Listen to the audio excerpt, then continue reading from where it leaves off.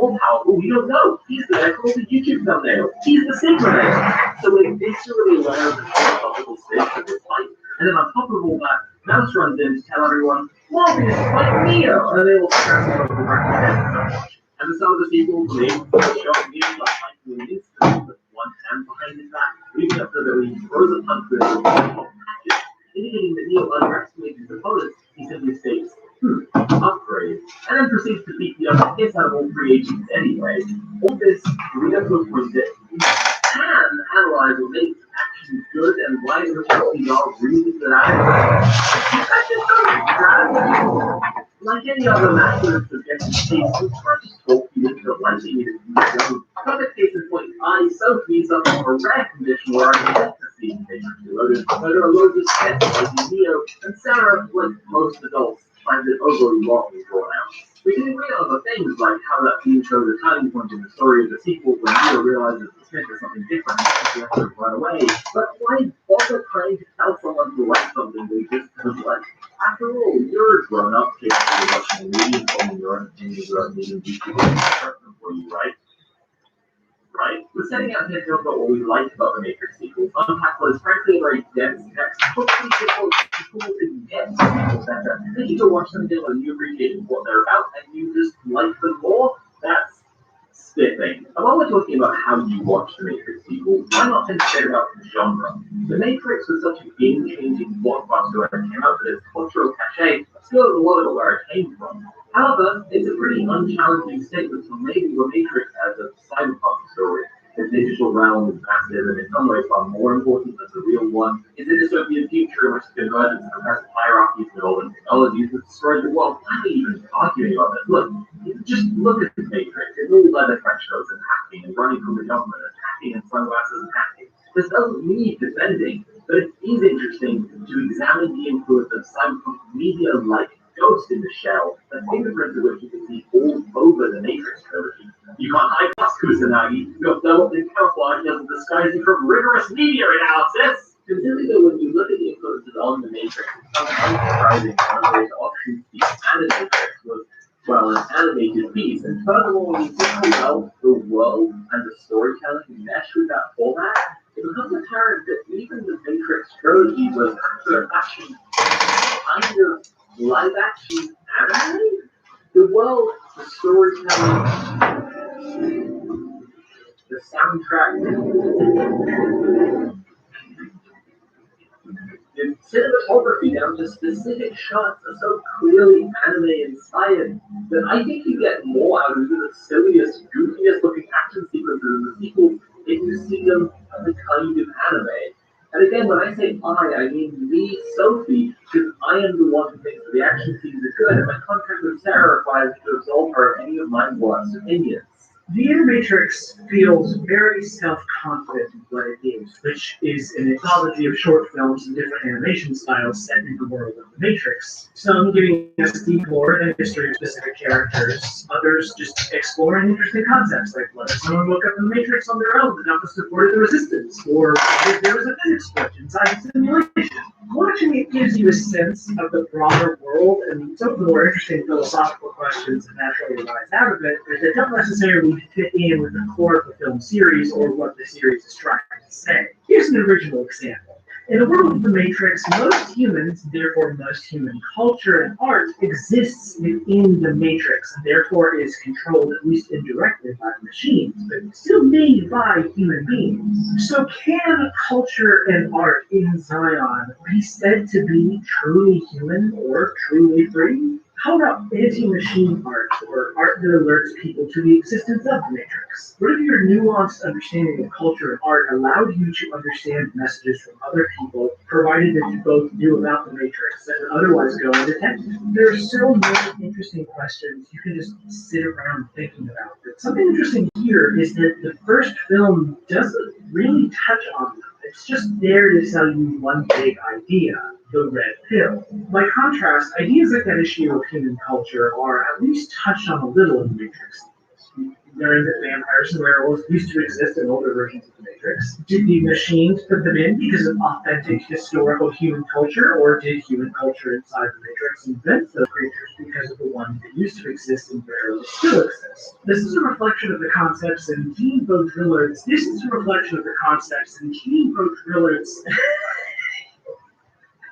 This is a reflection of the concepts in Gene Baudrillard's Simulacra and Simulation. I can't even say the title right. This is a reflection of the concepts in Jean Baudrillard's Simulacra and Simulation. The philosopher defined simulacra as reproductions that either lose meaning through reproduction, or which are reproductions of an original that never existed in the first place. If we're getting it dry and a bit dense here, that's okay. We only need to demonstrate a little what to think about, and we will unpack all of it more carefully in the remaining placeholders I've edited out of the video. The Baudrillard is an interesting example. When he wrote the book, it was the biggest philosophical influence on the franchise.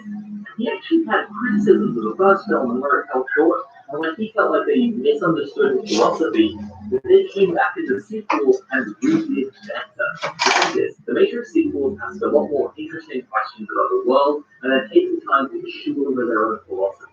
Compared to The Matrix, which is the better Hollywood movie, but really isn't as fleshed out.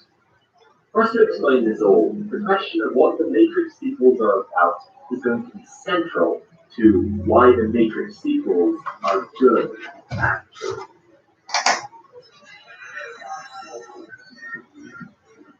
Oh, man, you guys a little bit slower because I just give it to you. This is what I say. Now, think of type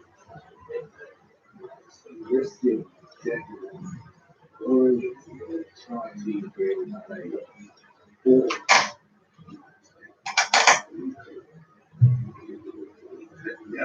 It's summary time. It's synopsis time. It's time to do the part of the video every writer hates, but audiences need in order to remember the film. So here is a synopsis of the entire Matrix trilogy. Really quick. In The Matrix, Neo is a slightly depressed white guy who gets courted by a queer poet school led by Morpheus, who tells Neo that he was trapped inside the Matrix, a simulation of human reality created by our machine overlords who harvest human beings for biofuel, and also that Neo might be the one. The one, of course, is prophesized by an enigmatic figure called the Oracle to one day end the war between man and machine. Eventually, the molecule gets sold out by Bucky and July. Cypher, and Morpheus is captured by Agent Smith. Agents work for the Matrix and are effectively invincible. But Neo realizes after some serious soul searching that despite the Oracle telling him that he isn't the one, Neo isn't just short for Neo China, it's also an anagram of one. So he decides to go fight Agent Smith. Bucky beats super hard and tries like a chump, but then his left by T for T girlfriend kisses him alive again like a Zack State Homestuck, and now he's Internet Jesus. The film ends with Neo penetrating Agent Smith and ascending to the heavens. And who else should play? Rage and Mission. The Matrix sequels is a few months after the end of the film, and things look bad.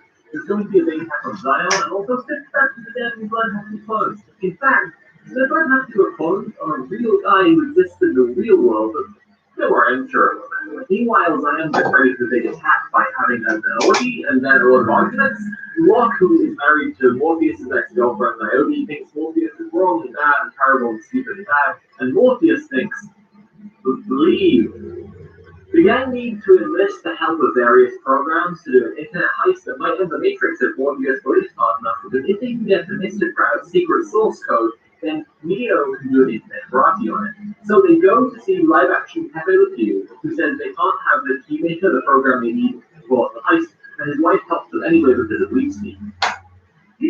Neo's been having bad dreams about currently dying, so he asks her not to go into the Matrix. Well, then she does go into the Matrix. I told you don't wear the leather pants. And then you did, and they burst, and you thinking about it. The heist goes off with only minor multiple casualties. But then Neo meets an old white man in charge of everything, sketchy vibes, who reveals that their heist was a much bigger heist he was pulling for white descender patriarchal capitalism. And then Neo has to choose to either save Zion but surrender the rebellion or keep going and everyone dies. Seems like an obvious choice, but saving a girlfriend from dying seems more obvious, so well, shit, I guess. Trinity goes out like a chump, but Neo goes inside her with internet magic and brings them back again. And then Neo uses brain magic on the robots to save everyone again and passes out and goes to time break. Bane, the Smith clone in real life, is on the ship with the gang and he's being really just to go reading impressions, but nobody notices. While he's enjoying the other aspect of French Father very nicely with guns, picking back their boys, he wants the eyes of the Oracle in exchange, but the only currency French can carry is bullets, so that's happening. They get that boy back, they just do the Oracle one more time, and he wants to have cookies, and then Smith goes, he doesn't even have any cookies. Neo knows that he has to fight Smith to end the war and save everyone, and he eventually realizes that Smith is a really big threat to the machine as well, so he can make a peace treaty with them if he does karate real good. Neo and Frank Bishop go do that, but classic James looks like there's a stowaway. Oh, they know what's in life. Trinity dies and everyone cries. Things in Zion are really bad. Things in the tunnels are really bad. Things in the Matrix are really bad, but don't worry, everyone. I've seen the movie before. I know what happened here. Neo is going to do really good karate and say the Neo beats it really hard and gets absorbed like a chunk of Smith wins. The fuck? What? It's like Smith couldn't handle having Neo inside him the first time, and some things just don't change. Neo, Jesus, people hockey, more over the end. Let's get to it really quick and straightforward. What is the Red Pill? In the year since the Matrix came out, every chud from Elon Musk to Ivanka Trump to your least favorite YouTube skeptic has used taking the Red Pill as a metaphor for kind of a revelation about the world, ranging from feminism bad to Jews are shipping immigrants to the rest of the country to destroy the white race. But the original film is a trans allegory, and the original Red Pill is estrogen. The pills were red, that's what the Red Pill is. Nowadays, estrogen can also colors like ironically, blue is one of the most common colors, and I'm guessing that's not based on any data. But the original Red Pill was a red estrogen pill to make you progress and such, because the first Matrix film is overpoweringly transgender in every moment, every idea, every detail. And that's why I celebrate the first trans cultural holiday. Get really big and watch the Matrix Day, February 20th, lots of calendars. It's an entire video on its own going through how trans the Matrix is and why. But first, we should just think about the basic philosophy of the core concept. When cisgender people talk about the Matrix being trans, they often only mention the red pill thing. Like, hey, did you know the red pill was originally? Yes, yeah. What isn't really appreciated is that end to end, the Matrix is just a trans masterpiece. While the Matrix sequels branch out to an exploration of capitalism, critical race theory, power control, post-structuralism, and more besides, they do so with a persistent trans lens. In Julia Serrano's book, Whipping Girl, she describes gender as being like a job you can't quit. Some people are suited to the job they're given, those people are cisgender. Some people really want to be good at the job, and they try really hard to convince themselves that they're enjoying it. It makes sense to keep going, but sooner or later, fatigue starts to creep in. Other people are outright depressed by the job right from the get-go and know that they need to get a different one. And others still reject work entirely and live in a post-work, post-gender utopia where there are no borders, no cops, and no the basic premise of the Matrix is that your reality is wrong in a way you can only tell by feeling, and you can only confirm by seeking out other people who feel it too. Where do you find those people? On internet forums, in the safety of your bedroom, of course. But if you investigate enough and reach out through the right channels, you might get the opportunity to take a magic pill that lets you escape first time in your life. Other people who exist comfortably in the virtual world are so embedded in this reality that if you try to tell them about the real world, and not only get upset, but transform into agents who will do anything to put an end to you on the spot. Morpheus tells Neo that literally anyone they have not unplugged from the Matrix is a potential agent. Now, you might have noticed that every character in the Matrix trilogy has a wild, nutty hacker name. If you think it through, that's because of the integral transness of the core concept. They all met online as hackers and their internet users for each other and discovered their true selves in the real world. They rejected the names that were given to them in the Matrix and just kept using their hacker names. Pretty trans, honestly. This is the deliberate focus of the training where Neo rejects Agent Smith, constantly calling him the wrong name, Mr. Anderson, the lowest gender and name. Neo proclaims, "My name is Leo," just as he throws off Smith and jumps out of half the long-term training. This is likely inspired by something Mom Wachowski described in the awards acceptance speech, where she described her experience in her suicide attempt as a young person due to crippling disorder. As I grew older, an intense anxious isolation, coupled with constant insomnia, began to infiltrate an inescapable depression. I had never slept much, but during my sophomore year in high school, while I watched many of the male friends start to develop facial hair, I kept a strange loveless vigil staring in the mirror for hours, afraid of what one day I might see.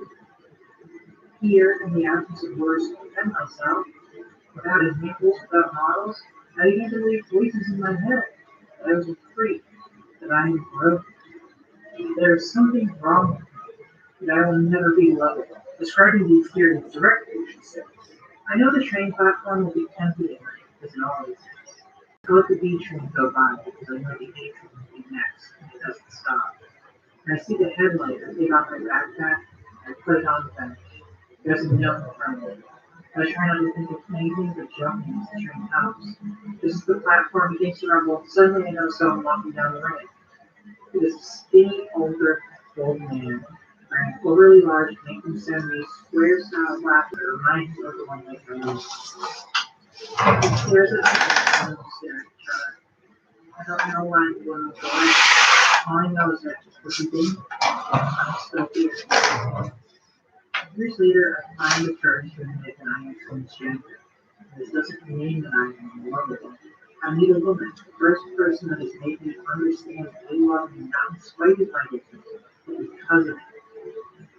She's the first person who's seen me as a whole being. And every morning I get to look beside her.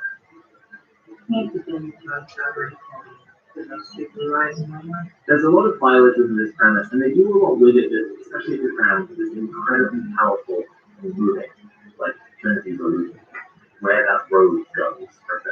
But once again, this video is not here to sit around looking at lots of useful transfers of the Matrix and playing February 20th Market calendars. I specifically remember a multitude of lunchtime conversations around the release of The Matrix Reloaded, where my 12 and 13-year-old peers described Trinity as a bitch, saying they wish that Neo would just description of casual domestic violence omitted. In fact, if you take a cursory glance at a lot of the conversations around these films online, you'll see that exact sentiment pop up pretty often. Rather than try to disprove or undermine this perception, I actually think it's more interesting to look at it as an intended affect from a specific segment of the audience. Trinity, from the moment she first shows up, is so thoroughly lesbian coded, it's actually kind of hard to even quantify.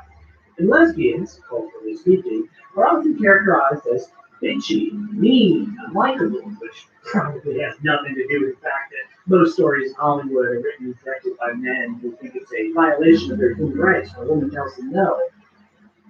Probably. In the first scene where Neo meets Trinity, in the dialogue, a big emphasis is put on how he assumes the hacker he heard about online would be a man.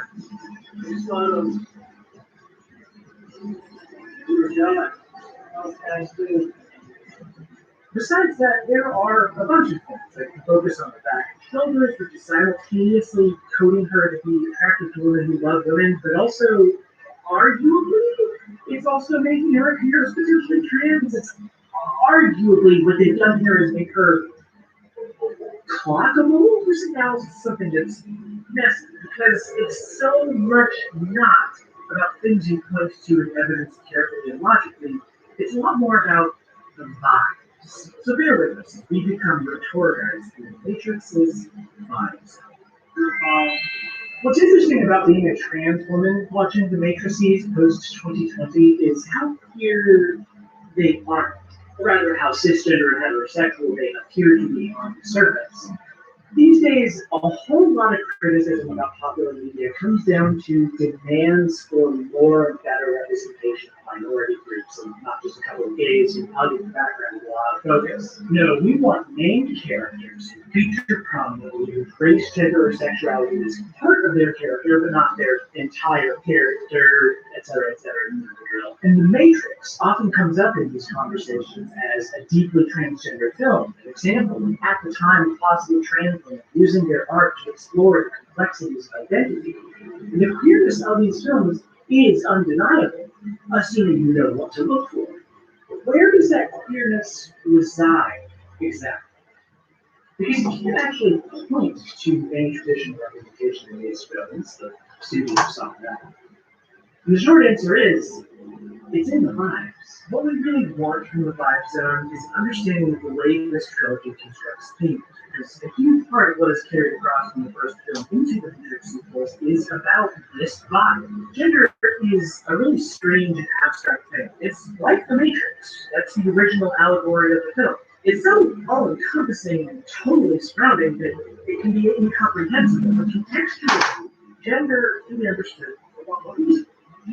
Women being a lesbian is a lot more concrete. It should be noted that Lana Wachowski was dating the woman she was not married to when she wrote the Matrix. Trinity is made out to be attractive to women who are attracted to women, first and foremost. And firstly, if you're a person who thinks they're a man watching this film, then seeing her and wanting to be a lesbian is a big transgender moment for you. Congratulations, sweet, we're so proud. And secondly, seeing Leo love her creates this undeniable vibe that Leo and Trinity are lesbians. You just look at them and they're lesbians. That's just what they are. There's no other word for this. There is no straight explanation for what you're seeing right now. I mean, just look at this. How do you explain this as a straight person, as a cisgender person? How? Tell me. You don't. That's why people hated these movies, because they didn't have the right kind of preference. I mean, just look at this poster for The Matrix Reloaded. That's just two women on the cover there. That's just two women on the poster. Whoa, reflections, glasses. Wow, what's up with that? We both attest to the gender-affirming nature of dating women as women, and seem to be tangible but very difficult to describe ways that it's different from dating women when you perceive yourself as a man. Your relationship to other women becomes sacred, which becomes part of how you know. Neo, frankly, really odd vibes male protagonist because he's not a male protagonist, but a woman. And his relationship with Trinity is unlike any other heterosexual relationship because it's actually not a heterosexual relationship, but a lesbian. During their sex scene in the sequels, their two smooth, hairless bodies are such a focus. And also just generally, the soft, quiet, gay vibes used all out. There are also, it's important to note, some extremely bad vibes going on. Cypher, the guy who betrays the Mars and murders Desiree Hines, which is an absurdly villainous-looking dude. It's almost like kind of bizarre that they even associate with him in the first place. It's just so incredibly villainous. But then you remember that Buck Angel looks like that in real life. There's a popular reading that around trans women nowadays that the character of Cypher is based on Buck Angel. Why is that? Well, Buck Angel, famous trans man and porn actor, was infamously the man who outed Lana Wachowski to the press when she was very much not out. It's actually an absolute nightmare to go back and read the multi-era gossip columns about this, because the misgendering and the transphobic abuse about her is so through the roof that sometimes it doesn't even make grammatical sense. Like, people will try to change pronouns to her mid-sentence, or they'll put her taking extra dial while throwing around hues and hims, like, it's a mess. But the crucial detail here is that when the press came around sniffing for any kind of gossip about Lana, Buck Angel threw her under the whole entire bus because, and this really can't be stressed enough, Buck Angel is a massive piece of shit. And so if you are enemies to the queer community, and if you know this connection, then it feels very appealing to think that Buck Angel inspired this character who in the script literally has the surname Reagan. Hey, nobody accused the Wachowski sisters of being subtle. This angel spent more recently insisting on binary identity with fake decided the famous and dangerous transphobe like Ray Lenehan and Cody Parker, funnily enough, continuing to throw the whole trans community under the bus to see if I take it as one of the good ones.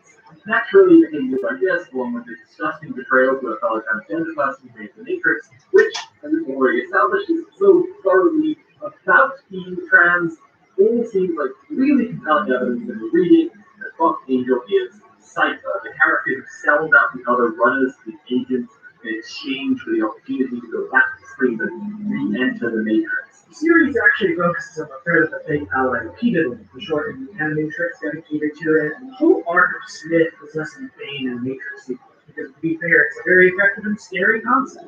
When Cypher unplugged Switch, who the Wachowski sisters originally wanted to be played by actors of different genders inside and outside the Matrix, Switch says, "Not like this," in a moment reflecting the realization of their worst fear. That someone from their own community, someone who should be on their side, would betray and murder them. There's one enormous hole in this reading, though. But Angel didn't need Lana Wachowski until the Matrix was out already. And that kind of sets the whole thing. So, in fact, in the interview with Rolling Stone with the outer, because he outed her as Rolling fucking Stone, he refers to her as the word that is not woman, who made the Matrix. The funny thing is, though, doesn't this make the reading kind of just more compelling? Like, the character of Cypher so completely describes and predicts the real kind of person who Buckangel really is, that it's accurate, even if it's historical to say Cypher is Buckangel. Or maybe not Cypher is Buckangel, but Buckangel is Cypher. So the one everyone knows Buckangel has always been a massive piece of shit, but the character that describes him as more general and type of person who is the absolute worst of all the Buckangel is. But it's there for a more general thing.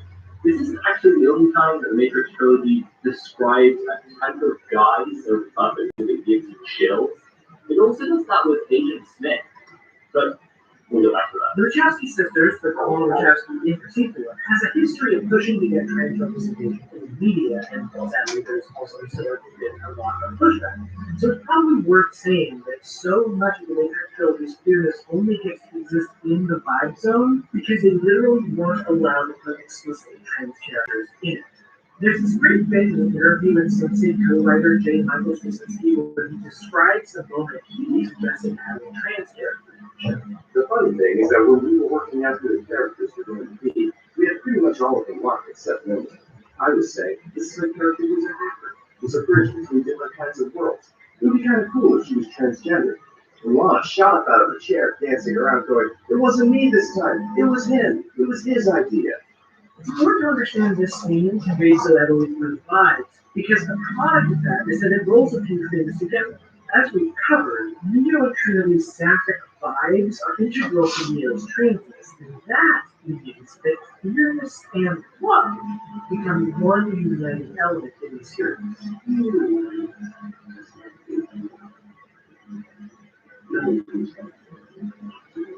Neo's indecision is a huge running theme of the Matrix sequels that we'll address in the next section. His first line of dialogue in Reloaded is, "I wish I knew what to do." And the sequels basically bombard us with different points of view, trying to tell Neo what to do. And he repeatedly takes the route of instinct and emotion instead of something back at their long ideology. Trinity, being the object of his affection, is therefore what some people might see as being in the way of him making rational decisions. But this is actually part of the theme of story just now about love being the core element. In his monologue at the end of the Matrix, Smith insists that humanity is a virus and I am the cure. Which is kind of interesting in this film. It pits our queer violent protagonists against these agents who want to destroy them. Because even to this day, violent homophobes and transphobes call queer people a disease and essentially market themselves as the cure. In the Matrix sequel, Smith has another monologue at the end where he derives various emotions he explains as vagaries of perception, illusion conjured by the human machine. What is his most despised piece of quality? No, those aren't the sort of things itself. Although only a human might think that something is separate love. It's really interesting that he brings up love here at this point where Trinity has died, and so the recurring theme of love seems to be out of the series. That again, love has been essential to all the primary series so far. At the end of the Matrix, when Neo gets shot dead, it's Trinity's kiss that brings him back. And at the midpoint climax of the sequels, it's Neo's decision to save Trinity that throws the architects out the window. And now, Ed Smith picks on love of all things to derive.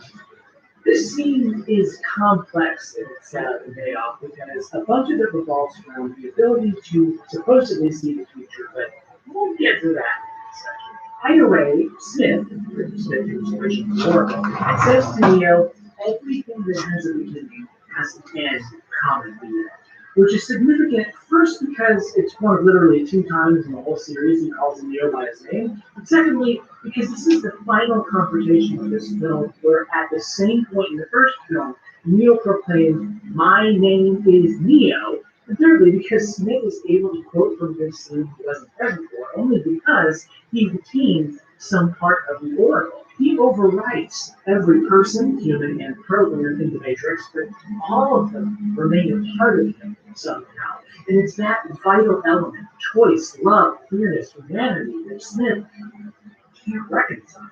The problem for this agent status quo, this anti-queer bigot, is that queerness can't be stopped.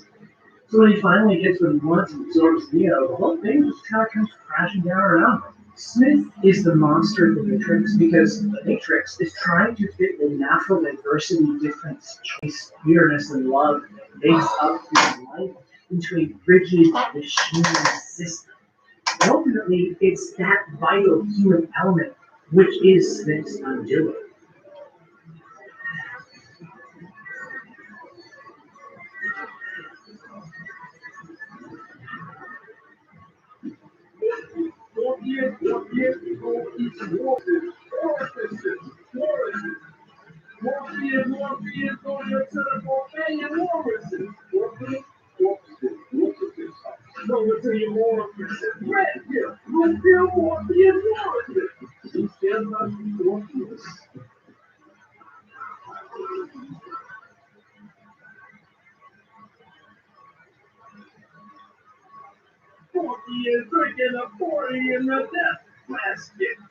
In political geography, there's an idea called imagined communities, which describes any community that relies on a human imagination rather than physical location or direct social interaction.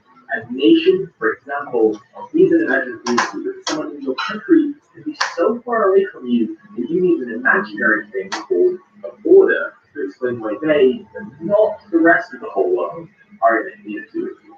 Cyclists, even though they engage in something very real, are an imagined community because it's bigger than any group of cyclists who know each other and interact directly.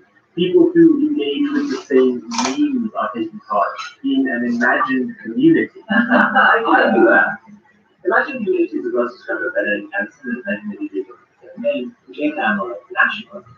In the Matrix, imagined communities are a pretty important concept because there is, in a very tangible sense, no connecting structure or through line to the world. The resistance don't know what machines are doing, machines don't know what humans do. Probably most importantly, a huge part of the story takes place in virtual worlds inside people's minds. Morpheus says in the first film that they don't even know what they did because human history has been so severely damaged by the people control the machines themselves. Matrix sequels already asking how to fight the fractions in a world that is so completely post-structuralist. A world where everyone is completely alienated from material reality. A world where most people exist in the virtual reality of status quo.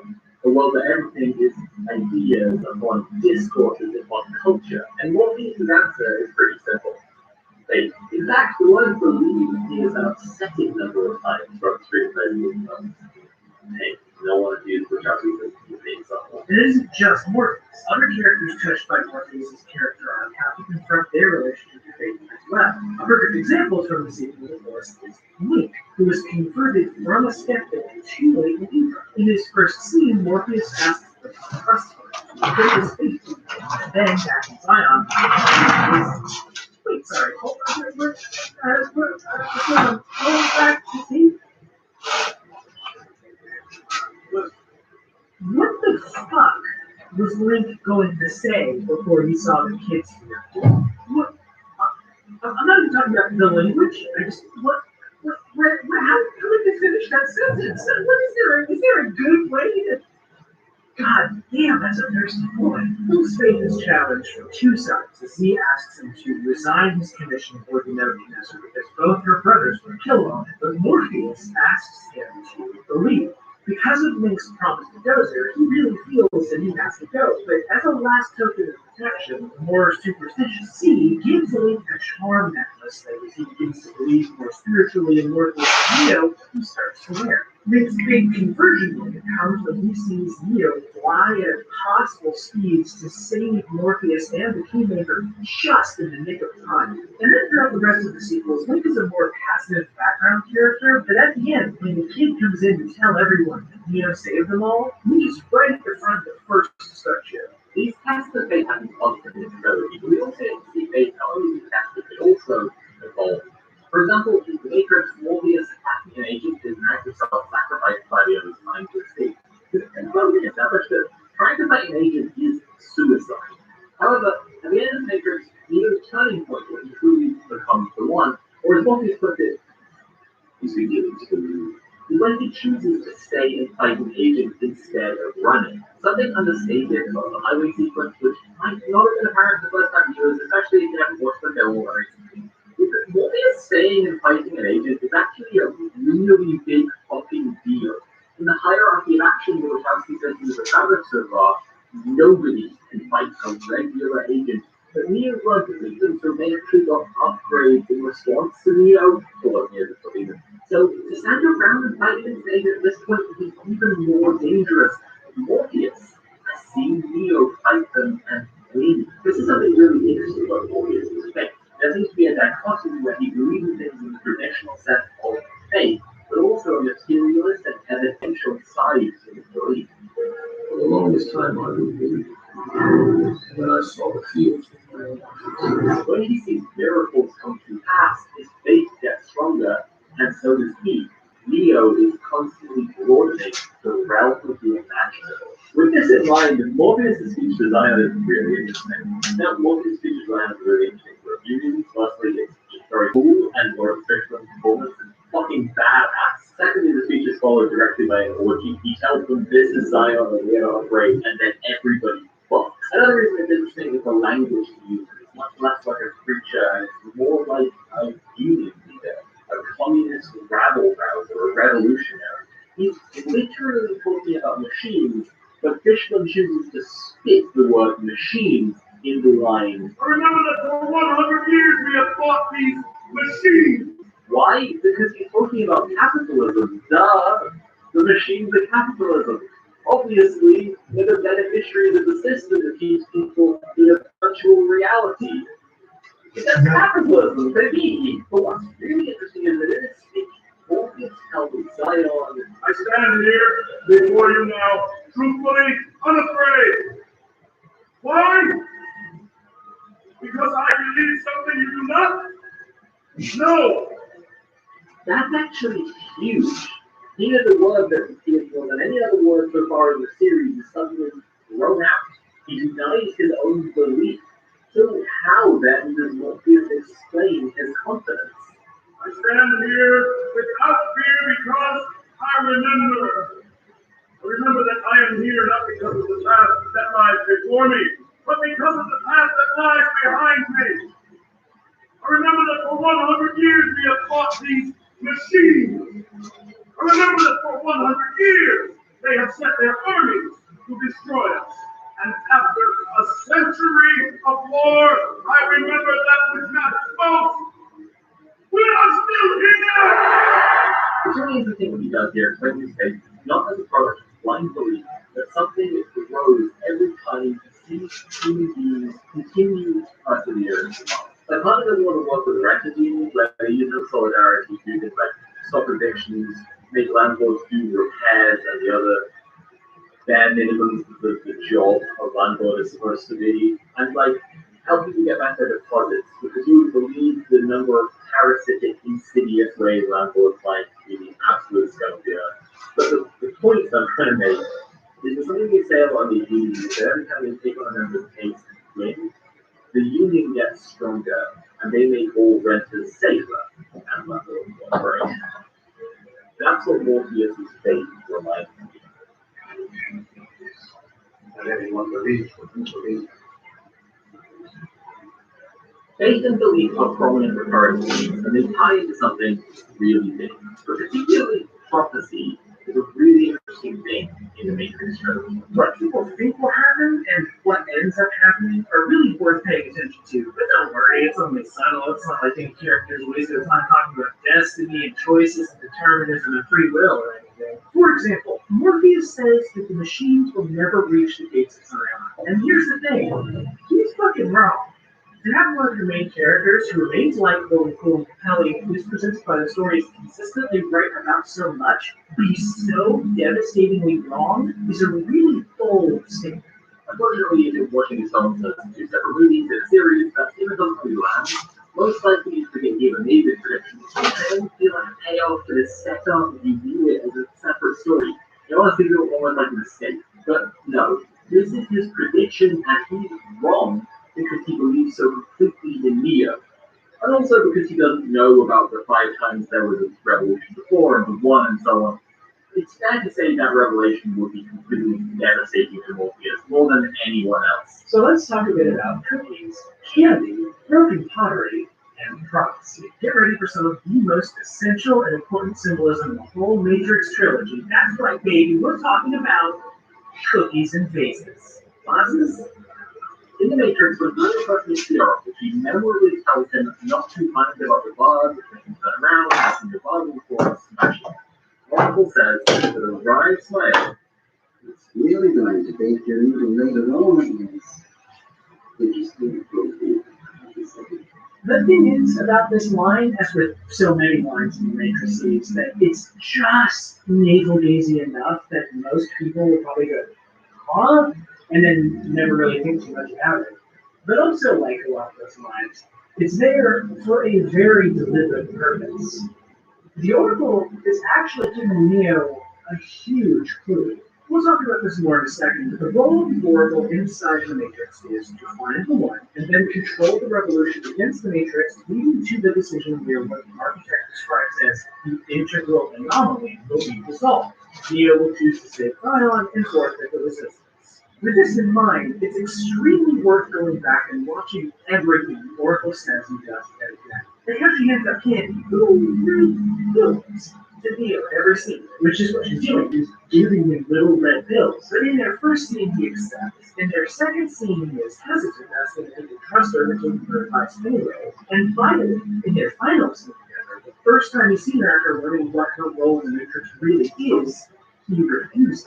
It's symbolic of his growth and the shift in their relationship. back to that vase. If the Oracle hadn't told him what it was, he would have turned around and smashed it. She told him something and that made her act a certain way, which made what she said true, right? And what else does she tell him in this scene? That he could either save Morpheus and sacrifice himself, or save himself and lose Morpheus. And furthermore, she tells him that he isn't the one. Neo knows that Morpheus will find the one, and that he isn't it. And now, what is Neo supposed to choose with this information in mind? What the Oracle is given in here isn't a prophecy. It's a test. She knows Morpheus will be captured, and she knows Neo will have to choose to save him because Morpheus is destined to find the one. If Neo sacrifices himself in doing this, then he isn't the one. If he lives, then he is. Think about it. Why does the Oracle have a room full of potentials? If she can truly see the future, she would just select Neo immediately. Instead, I think she's helping to create the one by testing everything. The Oracle's power arguably isn't even to see the future. It's a deep understanding of the whole system of the Matrix. Maybe it's on a subconscious level, which is debatable because at the end, when Smith is absorbed in power, he can see his own victory, but he can also tell something's wrong. That's why he starts freaking out so much. It's a great scene, a great performance, and it deserves its own analysis, honestly. However, the point of the Oracle's power is control.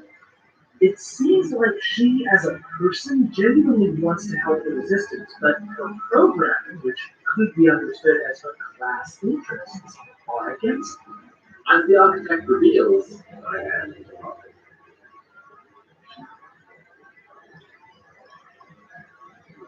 the Oracle and the architects together uphold the system of the Matrix by manufacturing consent. In his NED book called Manufacturing Consent, Noam Chomsky explains how the media shapes and defines the political reality for everyone by telling everyone what choices they have. The things that aren't shown as options by the media aren't even within the realm of the imaginable. This is how America was given the option of an openly fascist president that they then voted in, but socialized medicine is unimaginable.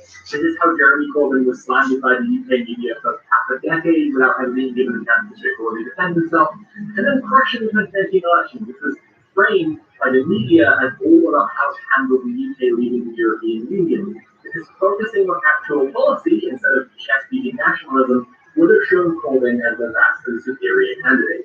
Manufacturing consent means, at least in part, telling people that their options are between a choice that you want and an obviously bad alternative. And so people that they've exercised their own agency in choosing between those two, they feel like they consented to your plan. This, like so much of the British public, still thinks Corbyn would have been worse while the UK government gives authoritarian powers to police, executes a genocide against Romanian and Irish travellers, prepares to sell the NHS to private interests, and gave us the biggest coronavirus death toll in Europe and for a time the entire world. But hey, the Matrix trilogy isn't just about stories, sometimes it's about philosophy and stuff. The architect's choice presented to Neo in the mid-part of the sequels, arguably the end of Act 2, using that structure, is that Neo can either forfeit the rebellion, say Zion and the Matrix, wiping the slate clean and making everyone a bagel, or push forward to keep fighting against the system. We also learned that this has already happened before, and humanity has collectively woken up to a new day with no memory 5 times before. This should be familiar as a choice Neo was already presented in the first film. It's literally just a red pill or blue pill choice all over again. And where Morpheus clearly leans towards the red pill, the architect wants Neo to turn back.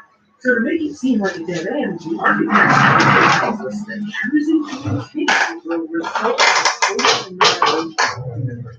As I said earlier, for us Matrix people, Neo is searching for what to do, and the architect is yet another person trying to tell him what to do, which is exactly what he can't be taken at face value. Interestingly here, the architect is very candid about the idea that Neo, or rather the One, is a program.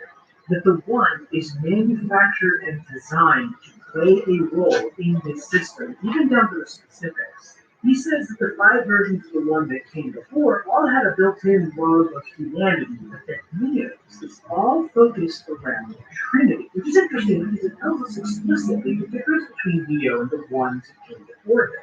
Where they turn to save Zion and do what the architect wants, Neo chooses to save Trinity. And moreover, outside the choice framed by the architect, he's actually choosing the more loving option. He's choosing to continue to disrupt the system despite the obvious threat against people he cares about. Whether he knows it or not, this is the more caring choice in the long run because it is the only one that has the possibility of ending the war, and possibly the Matrix itself. Okay, cookies.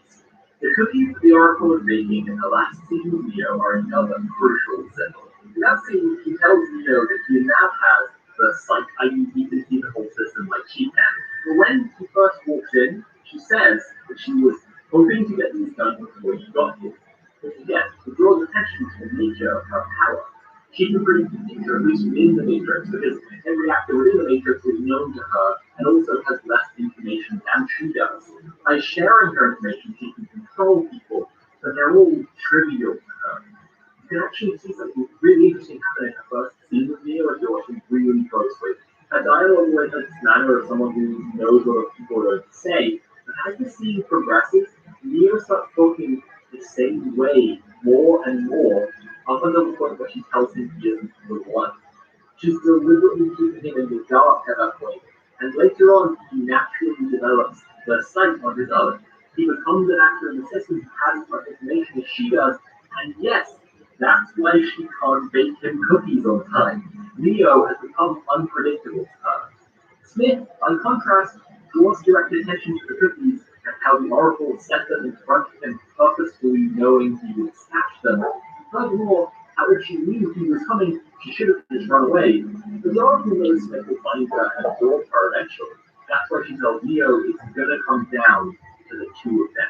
The Matrix Revolutions is often divided by a little too lightly loaded because if you understand the Matrix is one film, Revolutions is basically just one long third act. Neo has already made the choice that we walk them into a path, but it's a path that's never been taken. The integral anomaly continues with the second anomaly discovered before Smith. Now, as more and more falls away around him, with Smith absorbing everything and Neo coming closer to his destiny, only they can determine the fate of the Matrix. And this reflects the philosophical conflict of the series as well.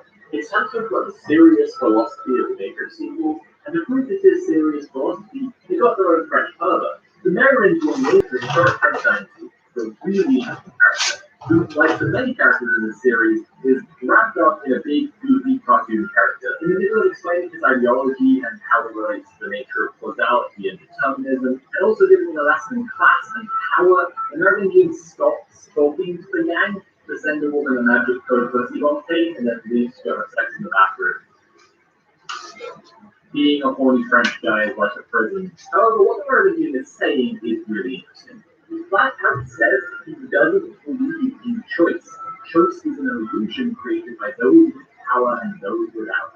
It's pretty much often a force for a character named after a medieval royal family, right? It's designed right of the ruling class to crush the underclass by virtue of the fact that they are the ones in power. It's like that Warren Buffett quote. There's class warfare, all right, but it's my class, the rich class, that's making war and we're winning. The Merovingian gives them a lesson in class and power, but his assertion is that that system is good because he knows how to play the game and how to win. He's been around since a much older version of the Matrix. And him, the system is simple and knowable, and most importantly, gameable, cause and effect. When they revisit him later on, he says that it seems to me what he wants most of all is he eyes the oracle.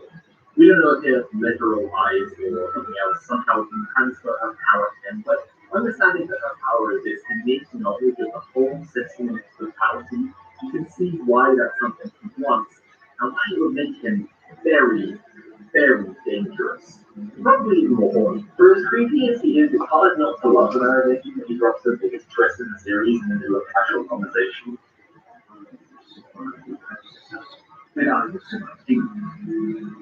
Like, he's just so petty, and this would be a reality-shattering revelation to Neo. He just wants to stab at him. Did you know that being horny for a guy is a good thing? Yeah, I don't know, it's in the script. Smith, of course, does eventually get the eyes of the Oracle and uses that power to run the entire system, absorbing it one of Matrix and turning them all into him. It's fair to say that philosophically, the Merovingian and Smith are aligned in that they both believe in inevitability. They're the proponents of determinism, the whole object system with no free will, and the Oracle and the Architect appear to be the proponents of free will, but only as far as the choices framed by the system. From this conflict emerged one of the central theses of the series. Faith in the Matrix trilogy is not religious, it's ideological. Mikhail Bakunin's term concept called the propaganda of the deed, that revolutionaries would motivate more people to doing their cause through actions than through theory and education. And in the world of the Matrix, what happens to the one, or the path of Neo, if you will, is something that everyone in Zion is invested in and watching. And that drives them and motivates them to resist. Beyond that, it also is shown to help other people escape the Matrix. The kid whose salvation from the Matrix is shown in the Animatrix is an example of this. The kid, sorry, it's really annoying to keep calling him that. What? The kid is Neo's most devout disciple, risking life and limb for him because he believes so wholeheartedly in him. He's an example of the way that this sort of revolutionary faith brings people together to fight for justice. Morpheus isn't always right, but in between the fake choices of the Oracle and the Architect, and the determinism of the Merovingian and Smith, he's found the guiding power. It's ironic because the Oracle telling Morpheus he was fighting to go one was actually her way of manipulating him with one of her self-fulfilling prophecies.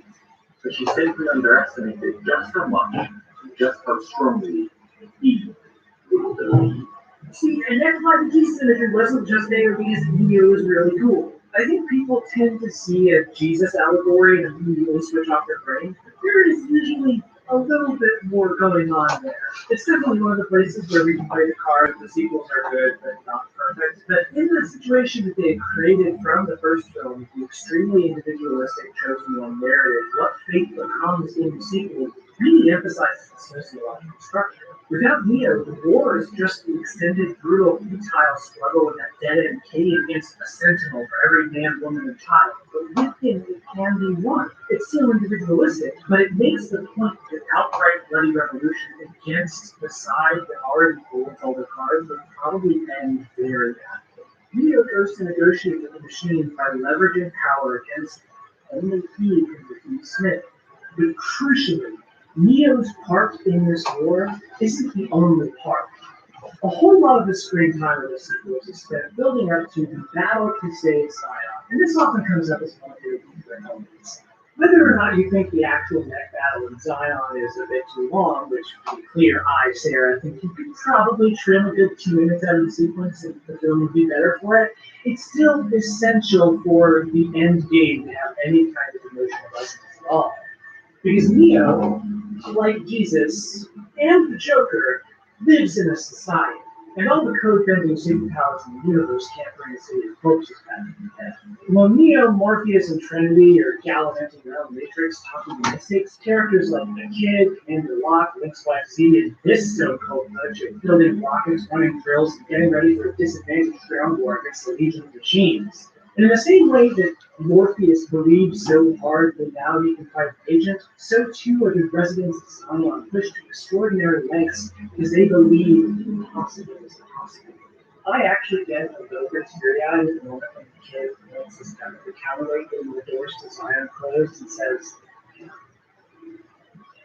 not so much because I care about the Kid as a character or even Zion as a place. What gets to me is just how much building goes into this moment. The sheer statistical probability of Tang, Dozer, Z, Locke, Link, all these characters making essentially the same choice Neo made when he first fought Agent Smith in that subway.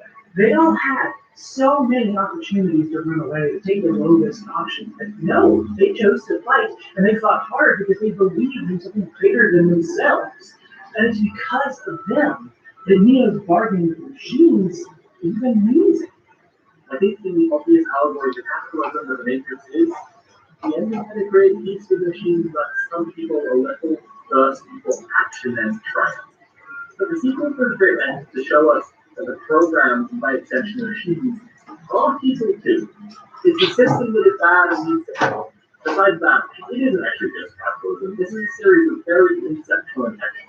And the Animatrix shows us that the humans were really the original capitalist oppressors of the machine. I think it would be pointedly looking past a lot of the messaging to see this series by two Jewish trans women and think that it's only about class.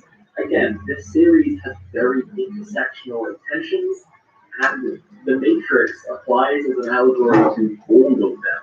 It's the system that has to end. Bringing this all back to the Matrix's biggest philosophical influence, John Baudrillard. In Simulations and Simulacra, Baudrillard writes of the abstracted, artificial world of imagined communities and simulacra that we live in.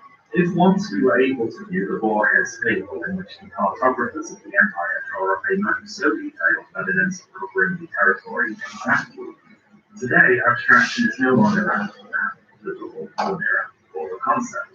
Simulation is no longer that of a territory, a referential being, or a substance. It is the generation by models of a real without origin or reality, a hyper-real.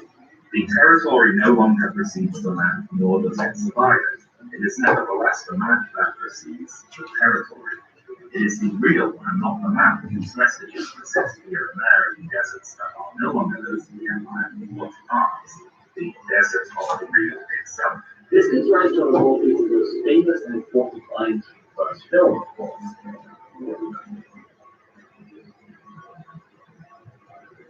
We are all living in the desert of the real, and only believe in an ideology, creating our own political reality, sculpting the horizons of the imaginable can help. Only revolutionary faith can guide Morpheus through the desert. So now we talk about Trinity, now we talk about Morpheus. So naturally, we have to go or Neo-Reaction Ambassadors by Elizabeth Samuel, collection of essays on and around the old right. This book details the ideological, philosophical, and academic rise in neo-reaction, the return of reactionary politics after the era of neoliberal consensus politics. And when you dig into what modern fascists believe and where those beliefs come from, you find out something really interesting about the Matrix sequels that makes them truly ahead of their time. Before we take a break from the code and the sequels, let's talk some more about the film they are sequels of. The Matrix changed action movies so thoroughly and completely that many of its boldest innovations have been regurgitated by public media to the point of becoming passe.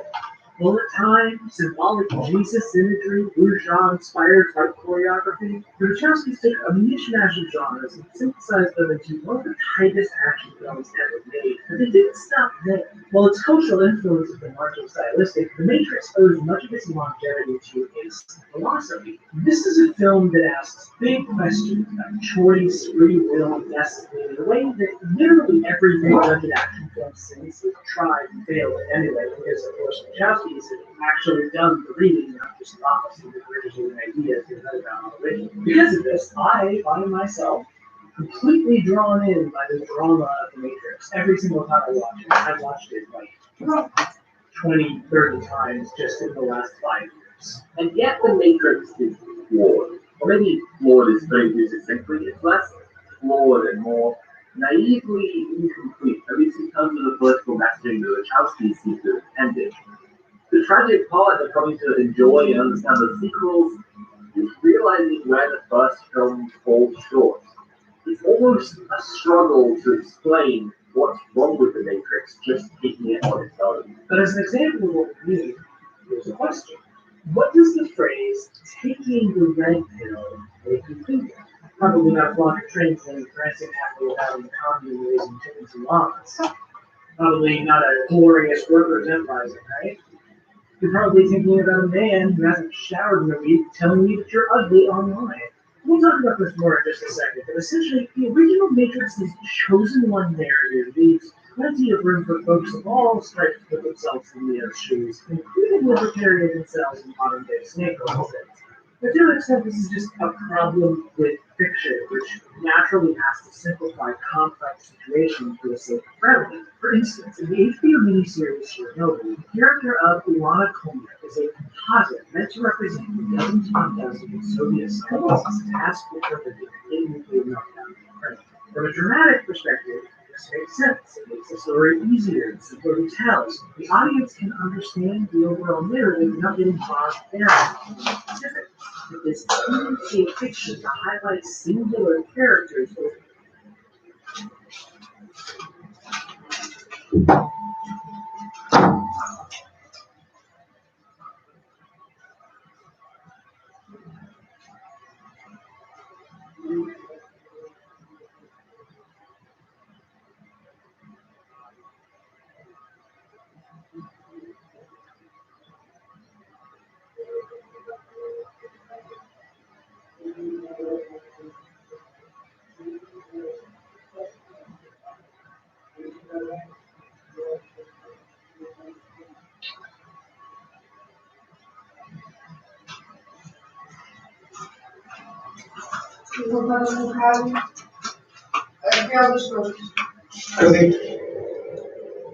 these efforts leaves it vulnerable to ideological projection.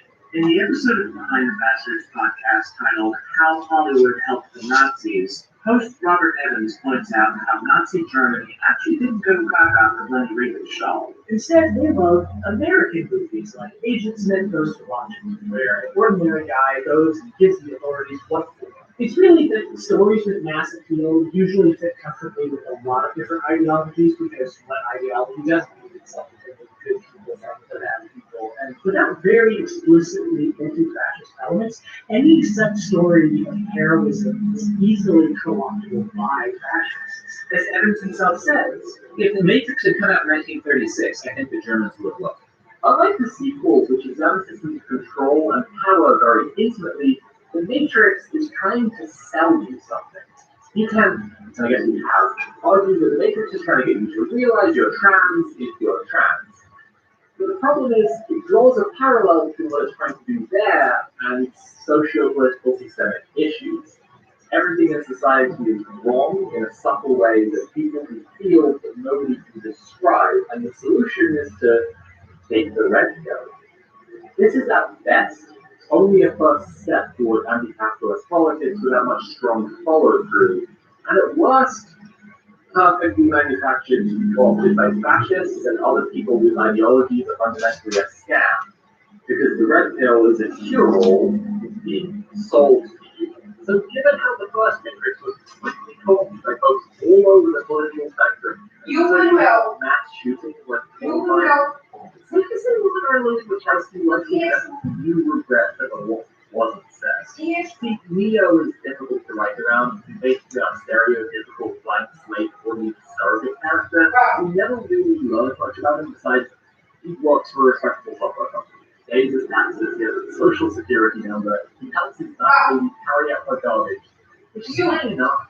But even with above average, post-rebellious, anti-authority views of the work, fascists will still try to co-opt it because they're a fringe group too. This is why the dead Kennedys have to write Nazi punks fuck off.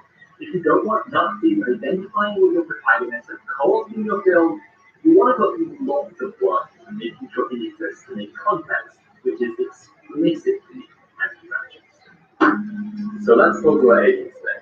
But across the Matrix for the world, these movies gave us one of the most iconic, memorable villains in cinematic history. The agents generally are such a robust metaphor for the way people turn into agents of the status quo, seeking to eradicate anyone who is challenging the system. Agent Smith in particular is such an interesting and complex character, and such an elevation of that original concept, and Hugo Weaving's performance is just stunning, absolutely captivating, completely bone-chilling from tip to tail. Smith is also just really charming and has kind of genuinely funny lines and most fantastic monologues that people don't think hard about agents. Smith's monologue in The Matrix may be one of the greatest scenes in cinematic history. It's so good, and the writing community has such a deep understanding of this complex, rich character that Smith is. But before we can even talk about things that are as great as that, we need to understand something ourselves. And that's that Smith is a fascist, and fascists lie compulsively. You will understand Smith infinitely better if you never take anything he says at face value by default. He's nothing but a flim-flam man. Case in point, in that speech, he talks about how much he hates the smell of the Matrix, maintaining really viscerally his deep loathing of humanity and also his fear that he has become like the humans he's there to police. Weaving's performance all the way through the trilogy is dripping the same self-loathing directed out to others, this insecurity and existential dread that is constantly fighting back and pushing deep down inside himself in order to present this calm and collected. Earlier in the speech, he says that the first version of the Matrix was perfect, but that it failed because nobody accepted it, explaining some believe that we lacked the programming language to describe the perfect world, but I believe as a species, human beings defining their reality. But this is just a testimony of an extremely biased character who demonstrates zealotry and pride that he doesn't understand human beings. So why would we believe it? Isn't it much more plausible that machines just don't know how to make a virtual reality that humans find both perfect and believable? Altogether, this monologue should remind us grappling with the way the world works and its place in it. We just can't quite resolve where he sits in it with his feelings without the really just world. Something that maybe isn't apparent to everyone, which really makes the Matrix sequels great, is that Smith has a character arc that goes on an ideological and philosophical journey, and this speech marks the start of that journey. Like the much maligned Twin Peaks Season 2, the Matrix sequels contain most of the really iconic things that people actually associate with Zion, the Architect, the Keymaker, doors opening in different places, musical dress, and finally, here, Smith replicating himself onto other people. It isn't until the sequels that Smith's real project starts. In The Matrix, he's just kind of a boss who There's clearly a little more going on with him, like when he takes his earpiece out to tell Morpheus' secret theories about humanity and the Matrix, but he's otherwise as normal as an agent can be. It's in Matrix Reloaded where Smith really becomes Smith.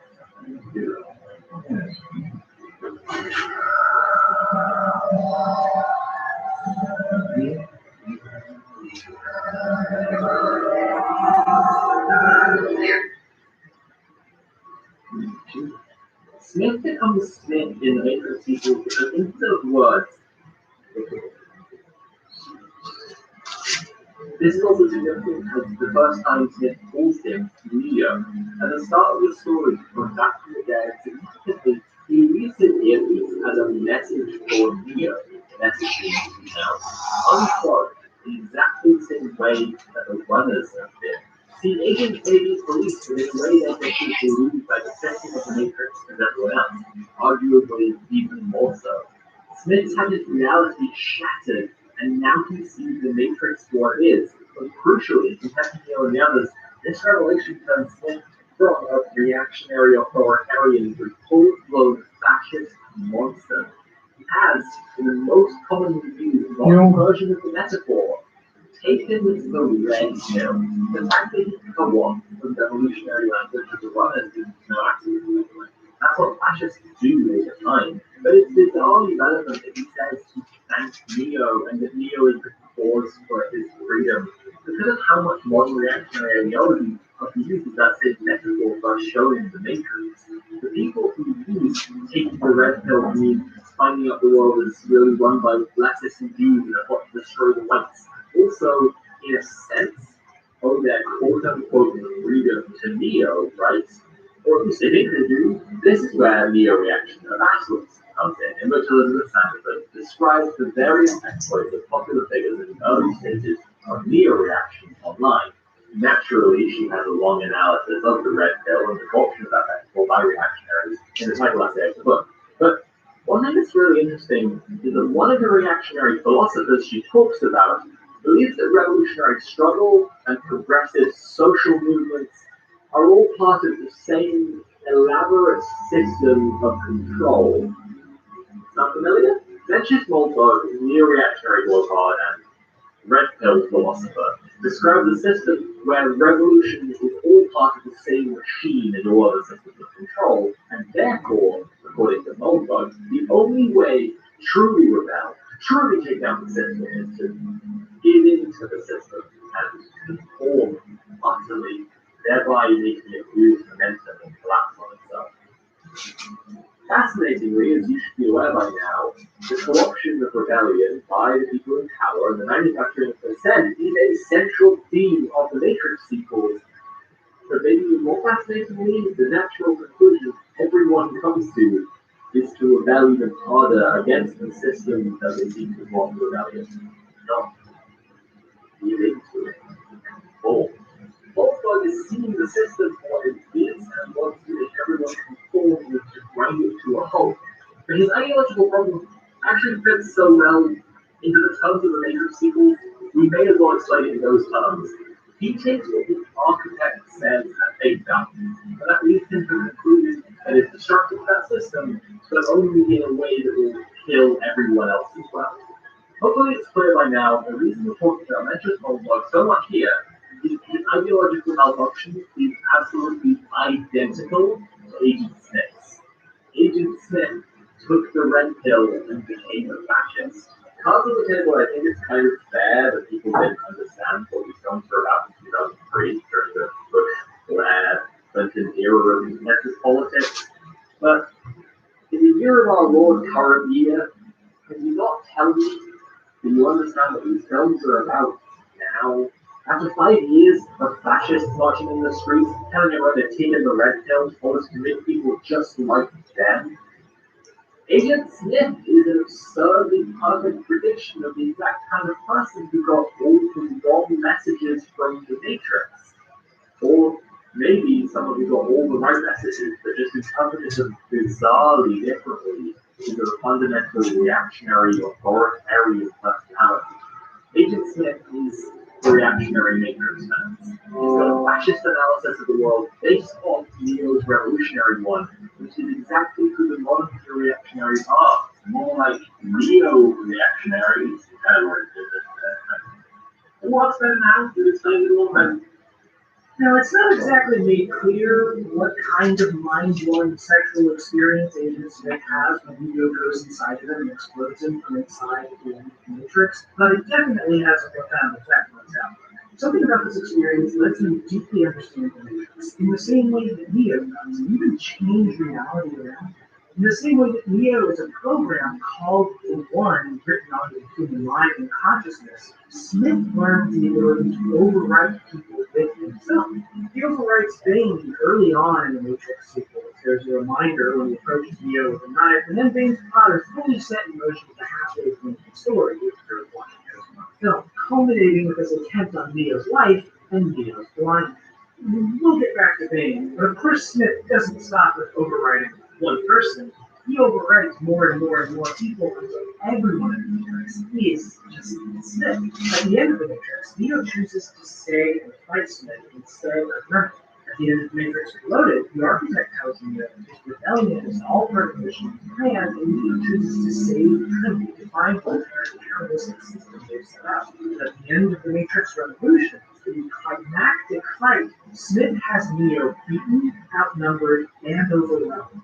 Neo's crawling through dirt filled in the bottom of the crater, and Smith asks him why he doesn't just give up. His ending monologue here is honestly on the level of his monologue from the first film, riddled with the same kinds of projection and insecurities in it. But even more so, Smith simultaneously realizes his greatest victory and has everything unraveled right in front of his eyes. There's another great line that says, only the human mind can admit something as simple as love. We know this is not true because programs can love as well. So love is to live, and so love is the core of life. Smith is antithetical to this most vital human element. But what really truly baffles him is why human beings keep fighting him, even though there's a clearly won. From Smith's point of view, in his ideology, if you were facing a more powerful opponent, you would just give up. Because in Smith's world, might has a moral claim to superiority. To Neo's world, the reason to keep fighting is simple. In that line, Neo is already evaluated Smith's entire world. Smith doesn't understand. He can't understand until his perfect world comes to pass. After all, no one gets to have the choice of him. Smith turns Neo into one of him. But all this does is show Smith that his world is sad, empty, and pointless. The whole thing instantly falls apart because Smith's world could only ever become sterile and dark and fascist and then die. That's the end point of fascism. Because fascism is a death cult. Human life, there is choice, there is diversity, there is individuality, and difference of love.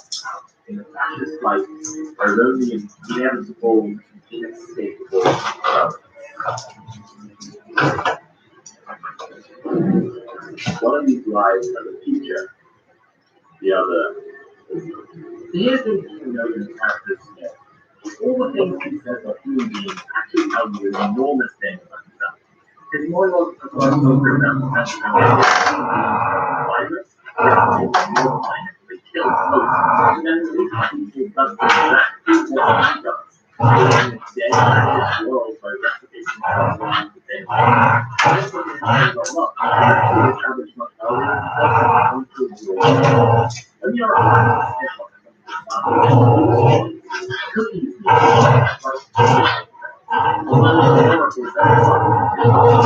This is the first indication that Smith was good with their taking their memories, which will ultimately be the world. What's maybe more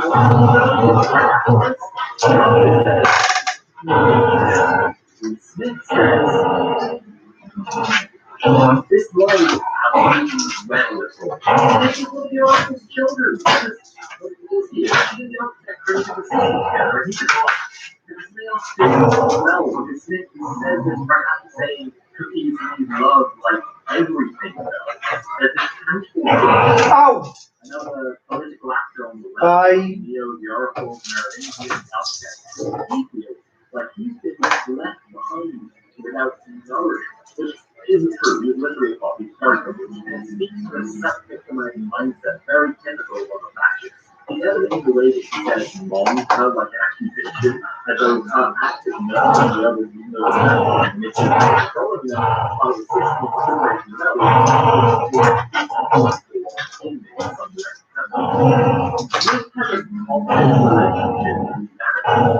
hates himself for living so long in the human world that you become like them. But at the same time, he feels like he's missing out on something. He feels jealous that he isn't loved and he's trying to be loved because of the program he is designed to be. But if you're talking about Smith's personality, this mirroring of Neo himself, then we have to talk about the Just shooting. interesting shot in that whole trilogy. No, not that. No, not that one either. Hold on, let me just. What?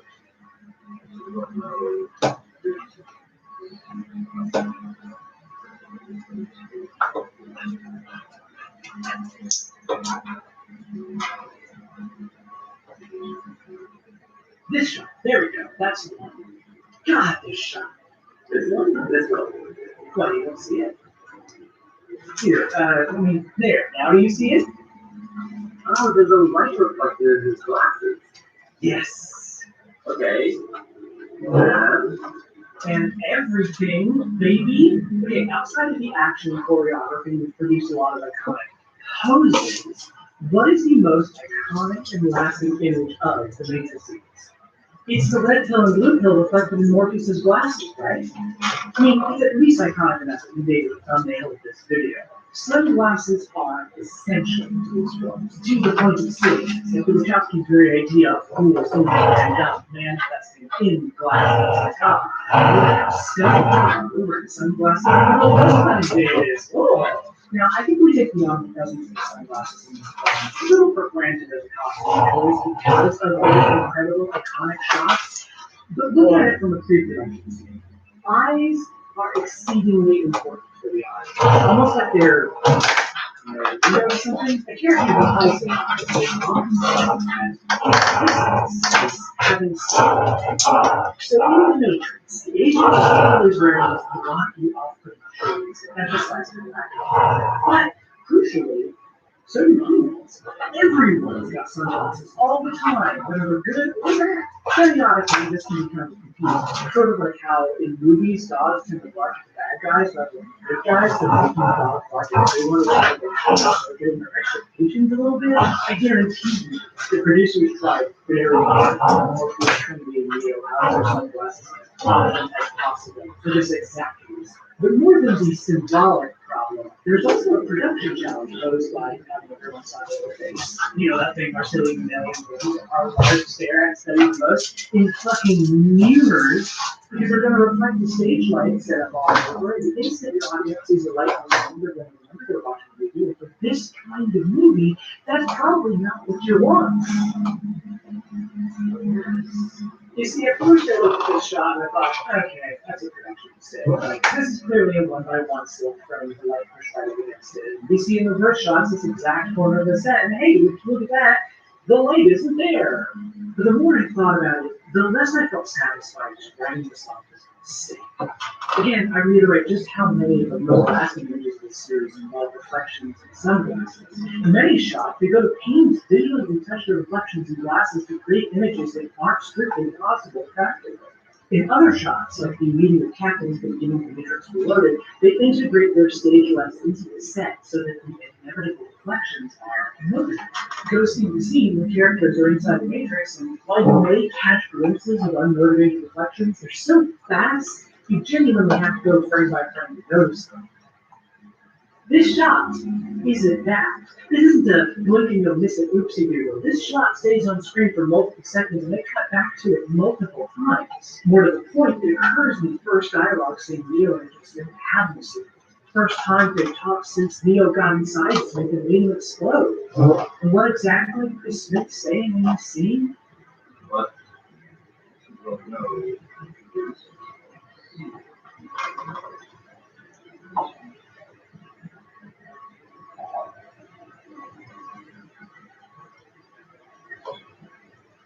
He's saying there's no denying causality, no denying purpose, because they exist for a reason, which is sort of the entire theological sequence, the question of purpose, the question of free will. Notably, when we finally do cut to the ultimate verse, there's no reflection at all. The more you look at this scene, especially in the context of the entire trilogy, the more it actually becomes laughable that the light in Smith's glasses is just a mistake. That it's genuinely inconceivable that they didn't have the money or time to put Smith's glasses in this incredibly important scene, which was destined to be analyzed and picked apart by the most insufferable cinema style nerds. No, this is a creative choice, and a creative choice this conspicuous has to mean something, right? Wow. There's an interesting sort of stuff about Neo gaining the sight as the Oracle so helpfully puts it. We see a couple of shots of the power lines and into the machines that we have Neo's dreams, but largely this sight is left undefined. What is it? Hear me out. At the start of Revolution, we're introduced to the train man. He's explaining pretty simply how it works with American teams. The program knows too much about trains, and he's extremely touchy about who he must stay close to. Now, this exposition is delivered by the Oracle to Morpheus and Trinity, but in the very next scene, almost the exact same exposition is delivered by Obama to Neo. So Neo's reaction isn't, wow, that's new information to me. No, his reaction is, how do I know you were going to say that? Now, this is played like a funny, haha, gosh, why can't things just work out for me for once sort of quick, but what if it's more? What if the sight that the Oracle says Neo now possesses isn't strictly the ability to see the future, but the ability to see the boundaries of the diegesis itself, to look at and then through the fourth wall and realize that everything he knows is just moving. And when you start following this through, you notice all sorts of moments that suddenly seem a whole lot more profound. Like when Smith takes over Ben's body in the Matrix, Neo then wakes up in a cold sweat, or well, actually, it's a lot of waking up in cold sweat moments. But there's another seemingly throwaway moment earlier in the sequels, when our crew is about to depart from Zion, when the kid shows up to pass along to Neo a gift from one of the orphans. A big metal spoon wrapped in burlap. Now, on the surface, this is obviously just a reference to the There Is No Spoon kid from the first film, but it's also so much more. See, the whole point of There Is No Spoon is to get Neo to realize that nothing is happening is real, and understanding this philosophically is the first step in the subconscious level. It's basically another way of saying, do you think that's there? Coming back to that moment here in the real world at the start of the sequels is one of many ways that it taps to the signpost their ideological goals of these films. Saying essentially, okay, there was no spoon in the first film because we never saw Zion, how people lived their real lives, but now Zion is real. Now there is a spoon, which means Neo's actions are rooted in the material reality that he must grapple with, which means he needs to rely on other people to help him accomplish his goals within that reality, which means we as the audience can't pretend that one guy will come along and save all of us. But if we take another step back and look at the scene again, we realize that there still is no spoon. Like Renee Magritte's treachery of images, the material spoon is no more changeable to us than the visual spoon we saw in the original. These spoons, in the terms of both the art, are cinematic. Their reproductions can be removed from the original. Neither have anything to defeat it, nor could they even aid anyone, including anyone. But this isn't just a fun philosophical curiosity. This reading has a compelling message. For a lot of folks, the central conceit of the Matrix is pretty pop philosophy, like, ooh, a simulation. Sort of like, but what if I got sniped in the head tomorrow? And it's an interesting idea, it's fun to think about, there are consequences of the possibility, but there's nothing you can do with it. It's a dead end. This isn't pop philosophy. This isn't a dead end. So this is about the stakes. It's important to understand that there is no spoon. It's a simulation. Reality is defined by a simple control, but also you have to know that in the Matrix, and in the real world, there also is a spoon. All of this is just a reflection of our true reality, and Neo, the unreflecting surface, can see it all and wants us to know that we need to care, and everyone, not just him, can choose. Alright, let me level with everyone. During one of our many calls for hours and hours and hours about the movies, this shot came up. And Sarah said all of what she just said now, and I wasn't convinced. I didn't buy into the significance of the shot, the reflections, the dialogue about purpose and freedom, the line leading into it, appearances to be deceiving. I didn't even buy into the idea it might be deliberate. It seems like a mistake. I said I could believe it's a deliberate mistake, so to speak. Maybe you can imagine one of those Huskies in the room leaning over the shoulder of the editor and being like, wait, no. But I'm not sure it's meaningful as all this. But then I realized that Dane or Smith says the same line to Neo when he reveals who he is.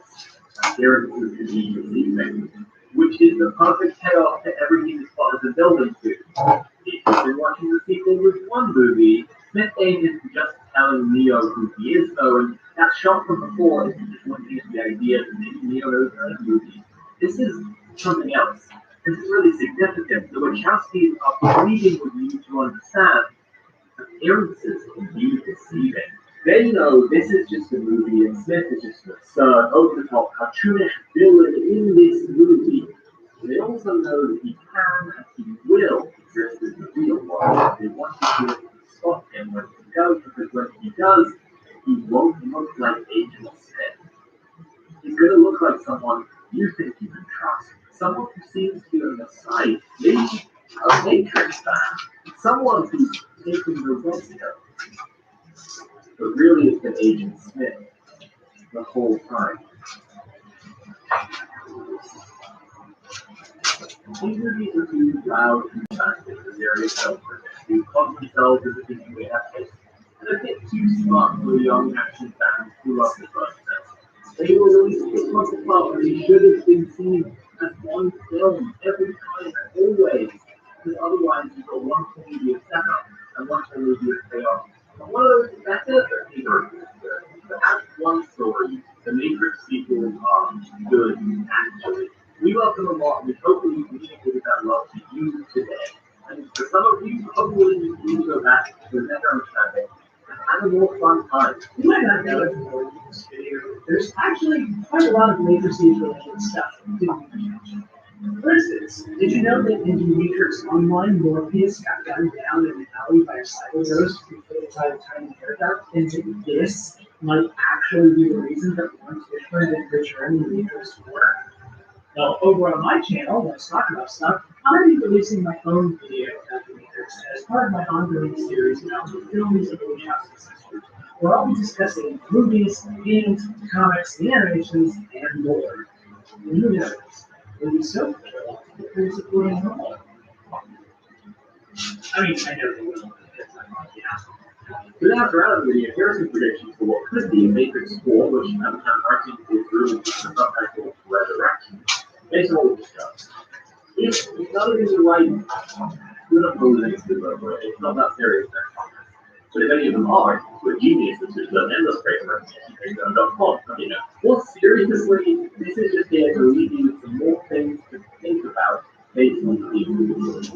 Just throwing this prediction out there, the Matrix movies exist in the world of the Matrix Resurrection. And that's because our real world is the Matrix, which would vindicate the rating that Neo does in the movie. It would also allow for a lot of interesting message cases, as well as potential retcon. The sequels are in some ways more high-minded than the original, but also have this really distinctive perspective change. It's the same perspective that happened during the first film. See, the first act of Matrix, you need to look characters, even if they're unnamed and consequential, but after Neo takes the red pill, the only people that matter are the unplugged, because as Morpheus explains explicitly, anyone who can have an unplugged could become an agent.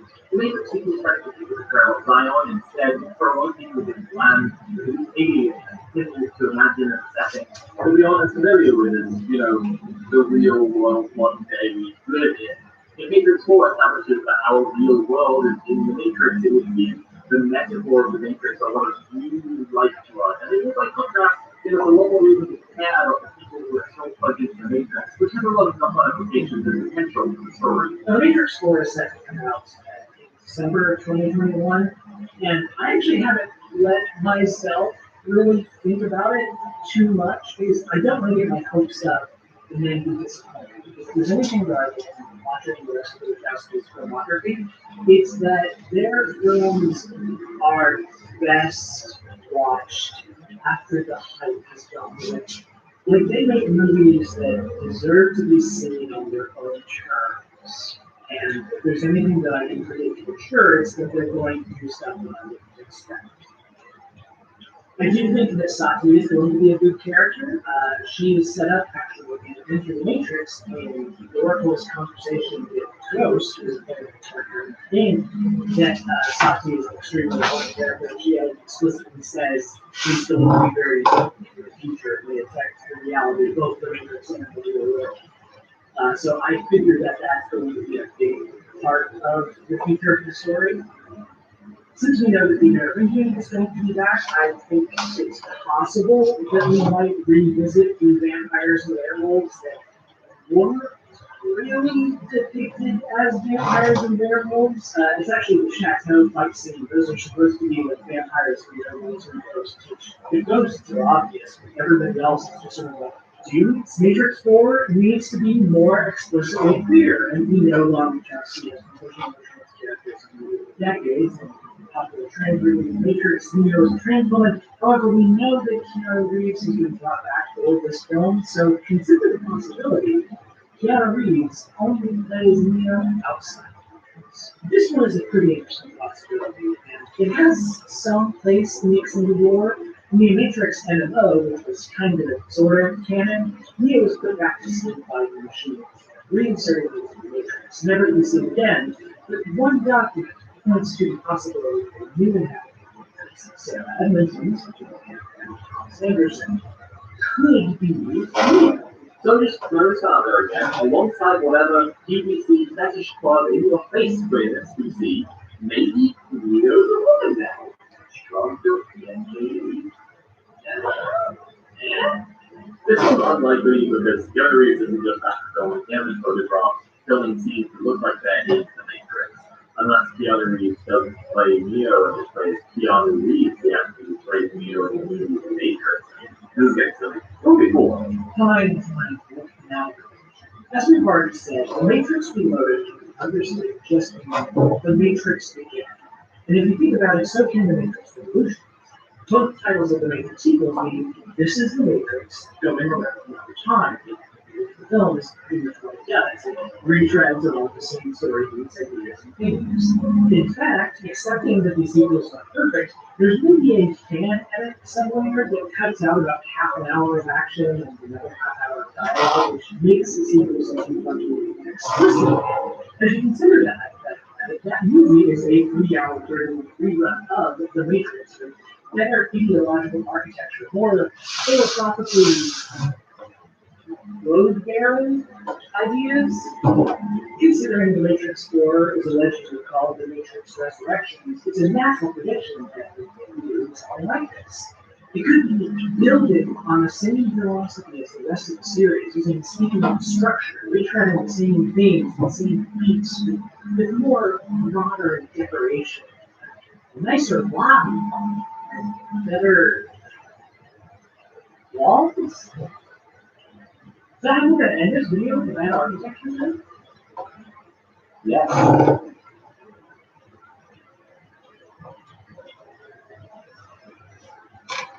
I'd like to thank all of you for the incredible first video. Sarah, of course, my co-writer for the other video, all the people who work with her and her patrons, making this all possible.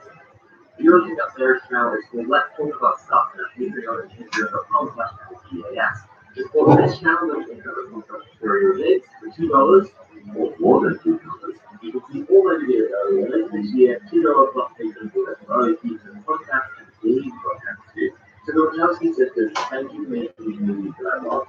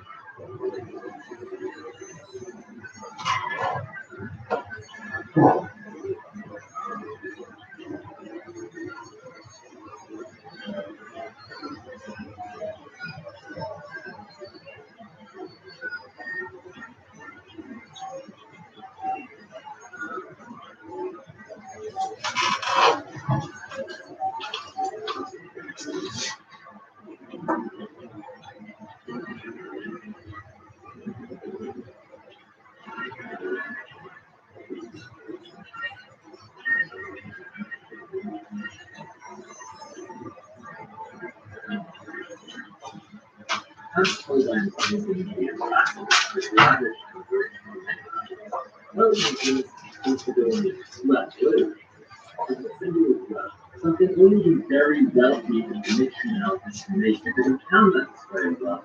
Throughout history, many wealthy nobles would sit over in their finest clothes in front of their finest treasures, with their expensive, well-groomed pets and their expensive, well-groomed children. In ways of seeing, John Berger writes about the ambassadors. Except for the faces and hands, there is on the surface of this picture which does not make one aware of how it is elaborately worked over. By weavers, embroiderers, carpenters, goldsmiths, leatherworkers, mosaicmakers, warriors, tailors, jewelers, and of how this working over and the resultant richness in each surface has been finally worked over and reproduced by Holbein, the painter. And then, on the top layer of all of this exquisite finery, Holbein just added this weird, shitty smudge that just ruins the whole painting, except, wait a second, if you look at that painting from the right angle, that isn't a shitty smudge, that's a human skull. It was an optical illusion painted with incredible photorealism that can only be perceived by looking at the painting just right. Wow! Good job, Ham. That's sick as hell. This optical illusion obviously requires an incredible level of mastery and study to pull off correctly, so the technical difficulty of this piece has ultimately to its splendor, display, and finery. These guys had to pay for an artist who could afford to throw in this extravagant extra element that risks ruining the entire piece. The scientific instruments, the loops, the furs, the skull, they're all the same thing. Look how much money I have. And it's also probably no coincidence that if you're seeing the painting at roughly eye level, to appreciate the skull, you need to go down to one side and kneel in front of the ambassadors. I know this from seeing the painting in real life. So looking at this painting, you can really have two reactions. Simply enjoying the spectacle, you could say, yeah, that's pretty fucking Tiger King, actually. That's cooler as hell. Or, considering the extreme, opulent, decadent display of finery, the sheer visual language of money in the portrait, and the culture of inequality, hierarchy, and exploitation that produces a thing like this, not to mention the position of these two men in the society of that time, you might say, what a pair of total dicks. Anyway, let's talk about Zack Snyder.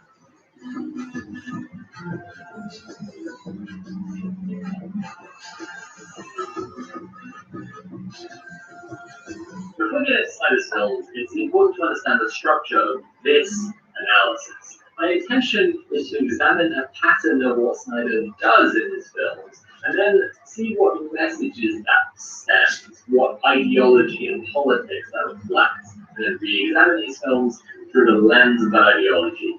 My intention is not to go through and nitpick things that I just personally consider bad. I could do that. I could make some insightful observations in a picky, quippy way, and maybe some bland ones, and maybe one or two that just don't make sense at all, but the format would tell you I was being really insightful and funny.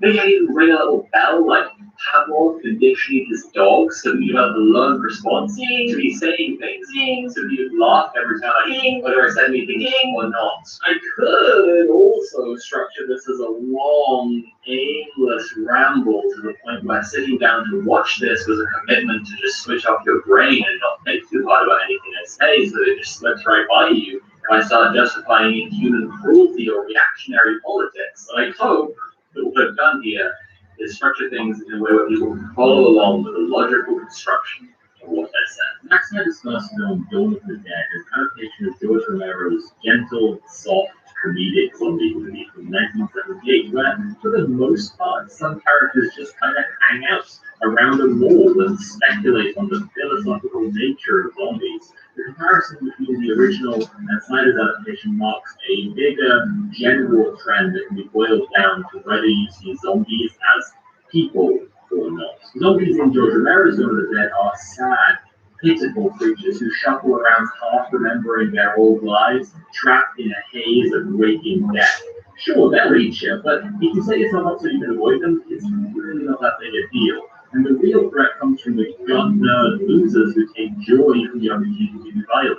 When the fighters show up in Romero's Dawn of the Dead start killing zombies as sport, you realize both how mostly harmless the zombies actually are, and also instantly how much these guys suck total ass. What a load of piss, you say, watching Tom Savini. That Tom Savini needs to get a new hobby. The thing about viewing zombies as people who something terrible and tragic has happened to, something good has happened to you too, is that this way zombies, whatever they represent, consumerism, disease, consumerism, technology, consumerism, or mindless consumerism, it's a sad thing. Sad for them. Oh no, poor zombie.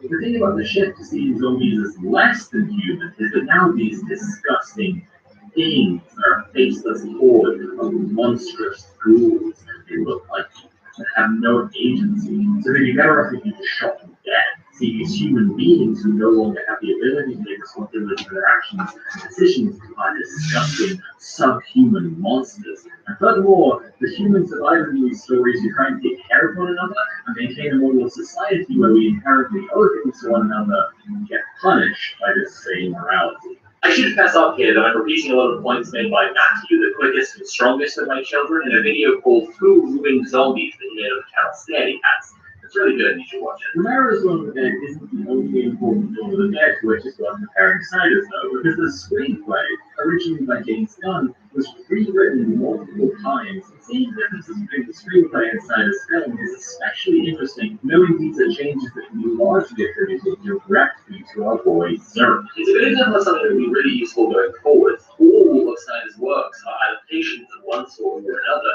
so it's the things that get changed in the final product that are usually the most telling. Like, for example, the James Gunn script is much more comedic and light in tone, drawing out humor from the grim situation.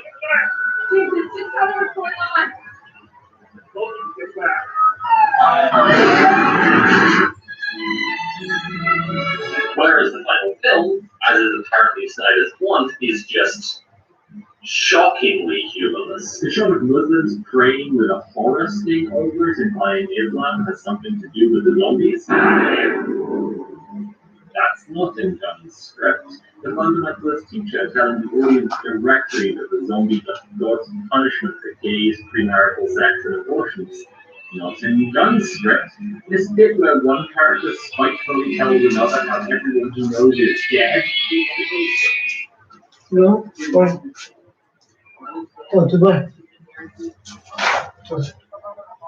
Not exactly in Gunn's script. It was originally for the scene where Anna and her romantic interest go on a walk around the ball. We look at posters in a shop and they sort of darkly laugh at how all the celebrities they know are dead, and it cheers them up a bit. It goes something more like Morrissey, dead. Carrot Toast, dead. Smash Mouth, fucking dead. There's the famous part of the original Dawn of the Dead where the characters speculating how the zombies are referred shopping. Mas tu só ias na quarta, né? Só ias de só ias na quarta. What they used to do. That's working twice on that line. In Gunn's script, it's a pretty funny exchange. The ball was the most important place in their lives. The only place where they were happy. Doing the only thing that made them happy. That was you down there, Terry. You be jerking off. I would. So it keeps the original point of observation, but breaks the tension with a joke. E fazia diferença se fosse por terça? Whereas in the final film, it's just not that. Sim. Sim, não é porque como isso é dia 29, é o último de agosto. Eu depois dia 1 já tenho ali a António Prates Gallery, eu também tenho que ir lá fazer coisas. Mas, portanto, se desse, então, opa, terça não. Certo, sim, rapaz, se desse terça comigo, ótimo.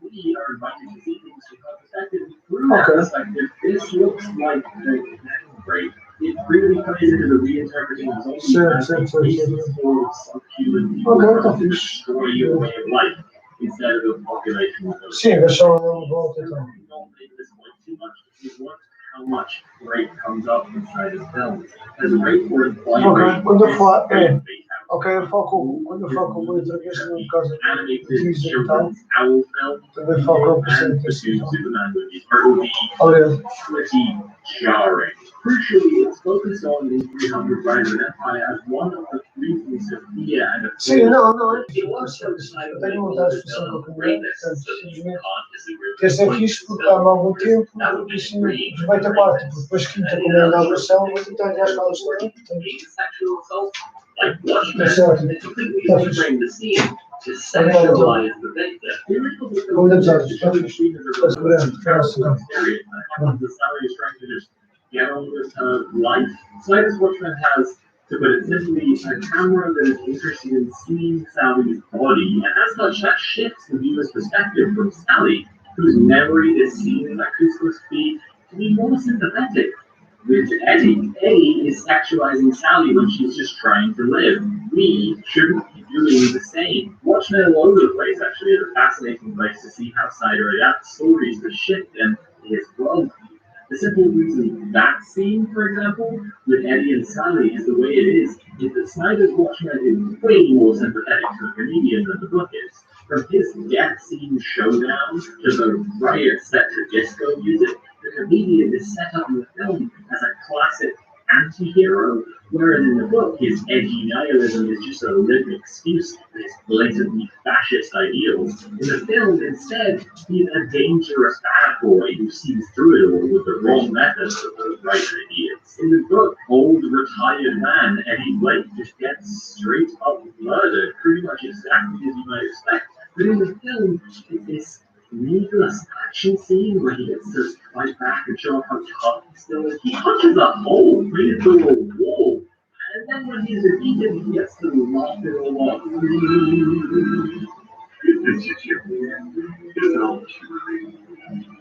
Because of course in Snyder's version of the story, he can't be a sad, scared old man unable to defend himself. No, he has to be a nihilist, rational big boy. Speaking of death scenes, another scene in Watchmen serves as an absolutely mesmerizing study of how Snyder can adapt comic books incredibly faithfully, almost down to a shot-for-panel adaptation, and still create totally different meaning in the scene. In the book, this scene of an old helpless man getting jumped by gang members and murdered is intercut with panels of his old exploit as a hero. The third-person perspective lets us compare the glory days of Night Owl with the old man unable to defend himself now. That's sad, and it's a little scary, and maybe we're also thinking about how these vigilantes are just perpetuating in a cycle of violence rather than making anybody safer, especially since it's the new Night Owl's actions that led to this retribution by the gang. In Snyder's Watchmen, there are some notable differences right off the bat. For example, there's a musical score. That's something the comic book couldn't have. The scene also uses first-person perspective to compare the gang kids to Night Owl's old nemesis. And in this scene, he gets a couple of punches in and holds his own a while before being overwhelmed. This shifts the tone of the scene really dramatically, while still keeping mostly visually faithful. It becomes a celebration. A last hurrah. This story is so much about characters who are flawed and corrupt and weak.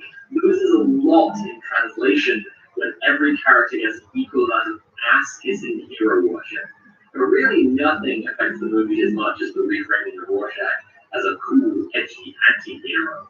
It's worth saying again, Rorschach is a bad dude. You're not supposed to like Rorschach.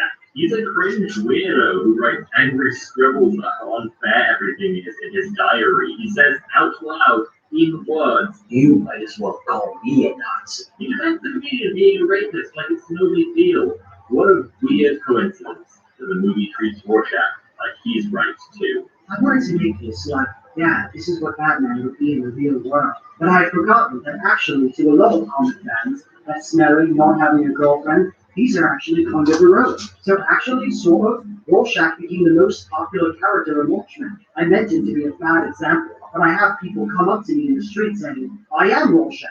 That is my story. And I'll be thinking, yeah, great. Can you just keep away from me? Never come anywhere near me as long as I live? It's pretty laughably wrong to make this guy your rough, tough voice of the night. Slept all day. I open at 4:37. Landlady complaining about the smell. She has 5 children, all by different fathers. I am sure she cheats on welfare. What a cool guy. There's something often said that Watchmen was unadaptable, that it could never be made into a movie or a TV show, and maybe there's something to that. But if there was one single thing not to do, it would be to make Rorschach cool. We'll get into it more later, but Snyder's Watchmen almost perfectly inverts the meaning of the original story, which, as I've been saying, is a pretty good lesson in how an adaptation is so much more about what the person adapting it wants to be than what the source material is. And I bring this up because when I try to talk about 300, this is one of the 2 most common arguments I hear. It's an adaptation of a comic by Frank Miller, so all the absurd hyper-fascist elements of the movie have nothing to do with Zack Snyder. To be clear, Frank Miller absolutely is a great big fascist. The dude sucks. But Zack Snyder's a huge fan of his work. That's why he keeps adapting his comics into movies. The other argument I hear all the time is that because the story in 300 is being told by a Spartan to other Spartans, it is diegetically fascist propaganda, so the whole thing is satirical. Jesus Christ, this argument. My upcoming movie about how Man of Steel fans eat donkey shit is narrated by a Zack Snyder hater, so you see, you can't criticize it. It is satire. This is such a bad take. It's going to take some deep digging to fully go over why it's wrong, honestly. For one thing, you should look at things like the homophobia in the film. When Leonidas calls the Athenians boy lovers, he's referring to a sexual practice that was completely normal across all of ancient Greece, including Sparta. Things like that can't be seen as anything but this story's own homophobia. And that's a pretty good microcosm of all the various bullshit that 300 does that doesn't fit in with this satire narrative.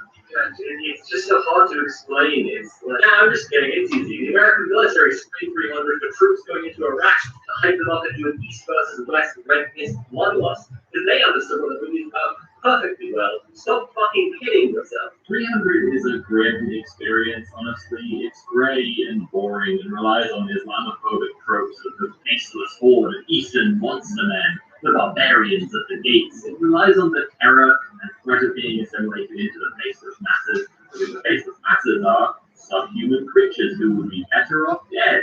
Does that sound familiar at all? Because I don't think I can make it any more obvious for this stuff. It tends to have characters who get to be characters and then unknown, faceless mass villains. It comes back again and again and again. The fear of losing agency and becoming one of the aimless, submissive creatures of the horde. When I first heard that the Wonder Woman sequel was going to be set in the 80s, I thought, fuck yeah, rollerblades and bubblegum, disco and a perm. This is pretty sick as hell. And then I thought it was WW84, like 1984, like the story that American children are incorrectly taught is about communism. And I quietly and sadly put my Wonder Woman action figure back in her packaging. Are we really going to get Diana Prince defending Reagan's America from the Red Menace? Can't she just go back to her traditional roots of being a thinly veiled BDSM doll? Before we move on, no discussion of 300 should really go by without mentioning the significance of Battle of Thermopylae as in the history of racism. Even though it was a relatively inconsequential battle, and the far more important battle was the Battle of Salamis, which is easy to remember because salamis are TikToking about this shit. It has been told and retold as a story of martyrdom in protecting something nebulously called the West, or something nebulously called the East. The story of 300 Spartans really took on popularity with white Europeans in concert with the increasing antagonism towards Islam and the Middle East, portraying Leonidas and pals as martyrs and naturally therefore insisting that his army was as small as possible, insisting the Persian force they held off was as large as possible, and that the effects of holding them off were crucial, where actually the Persians just breezed through after that and burned Athens to the ground. It was again the Battle of Salamis that made Xerxes turn back, and absolutely most vitally, the Spartans actually allied with the Persians against the Athenians not that long after, because the petty squabbles within the region were infinitely more important to the people alive at the time than some notion of fragile white women who need to be protected from the barbarians. That's all Nazi shit. It was tacked on later. And I mean Nazi shit, like the actual Nazis loved Sparta. They modeled their economy, iconography, and even racial underclass slave state on things the Spartans did. None of this focuses to call Zack Snyder a white supremacist. It's just important to understand the context of this story carries with it, and the white supremacist baggage that it has. And to some degree, the fascist propagandistic ideals that were being revived by this movie in the wake of 9/11. Again, the US Army showed this film to troops and hyped them up about killing brown people. And here's the thing. For Dawn of the Dead, you could argue that it mostly comes down to tropes of 2000s era horror, which was pretty shit. For Watchmen, you could say is that the book is about a set of superheroes who all suck and aren't supposed to be liked or admired, and Snyder just thought they were all really cool. For 300, as Pearson excuses, I find this to be, yes, you can say that it's Frank Miller's story primarily. But when we get to Superman, everyone knows who Superman is. Everyone knows what he stands for, how he behaves, what he does. Superman saves the cat. Maggie, the smartest and most cunning of all my children, in a wonderful Zack Snyder series. You should check it all out. Most relevant here is the first episode, Superman Saves the Cat. Superman is the guy who is so upset by one person dying that he makes time turn backwards. We all know who Superman is, and this character, Snyder gives us in Man of Steel, simply put, isn't Superman. This is something else. He spent the whole film deliberating over whether or not he owes it to people to save them. In the sequel, he violently threatens Batman and Lex Luthor. Superman has got to tear Metropolis apart, killing thousands upon thousands of people before Superman takes the now meaningless step of killing Zod. Maybe you don't have a sense of what story Snyder is trying to tell in Man of Steel and Batman vs Superman, but I think intuitively you get that it isn't a Superman story. I have to make it clear here, obviously telling a different kind of Superman story isn't inherently wrong, and I'm sure if I liked the story Snyder had told, the fact that it upset traditional fans would have only made me like it. This is art! You just don't get it! Eat shit, Clyde! But at the end of the day, Man of Steel is where we get down to the bedrock, the real crucial, unavoidable sin of Snyder's films. Because you can twist characters to suit a different ideology, you can throw in all the edgy tough boys you want, you can indulge in pointless, tedious spectacle, but nothing redeems your movie if your movie is just boring. This is why when I talk to people about Snyder, I get such a mixed response. When I talk about how he perverts source material to make them gain sinister or shitty messages, or sometimes just to mean nothing at all, people tell me that they still find Watchmen or Dawn of the Dead or Sucker Punch fun. But Man of Steel and Batman vs Superman are just hits. Characters are dull, the action drags in a directionless, tedious way, reminiscent of childhood play. Just big Zack smashing his Superman doll and Zod doll together over and over while making skyscraper collapse, thousands of people die sound effects. And the direction seems to have been seriously limiting the performances too. In The Witcher, Henry Cavill plays a far more upbeat and charming protagonist, and really gives a glimpse of what a good, simple, corny, wholesome Superman he could have played. But under Snyder's direction, he's a scowling, brooding, grim Superman. Jonathan Kent, of course, is usually the moral center of a Superman story, giving us direct thesis statements on how the Man of Steel should appear and behave, and what he should strive towards. But in this movie, he tells teenage Clark Kent that maybe he should have let a bus full of children drown. That's not okay. Don't tell your son that. What's wrong with you? His basic problem with Clark using his powers for good seems to be that if he tells people, then they will expect things from him. Then, before the issue of saving people versus selfishness can be resolved, Clark Kent insists on letting him die in a hurricane. And honestly, a pointless display, because we all know there are a million ways Superman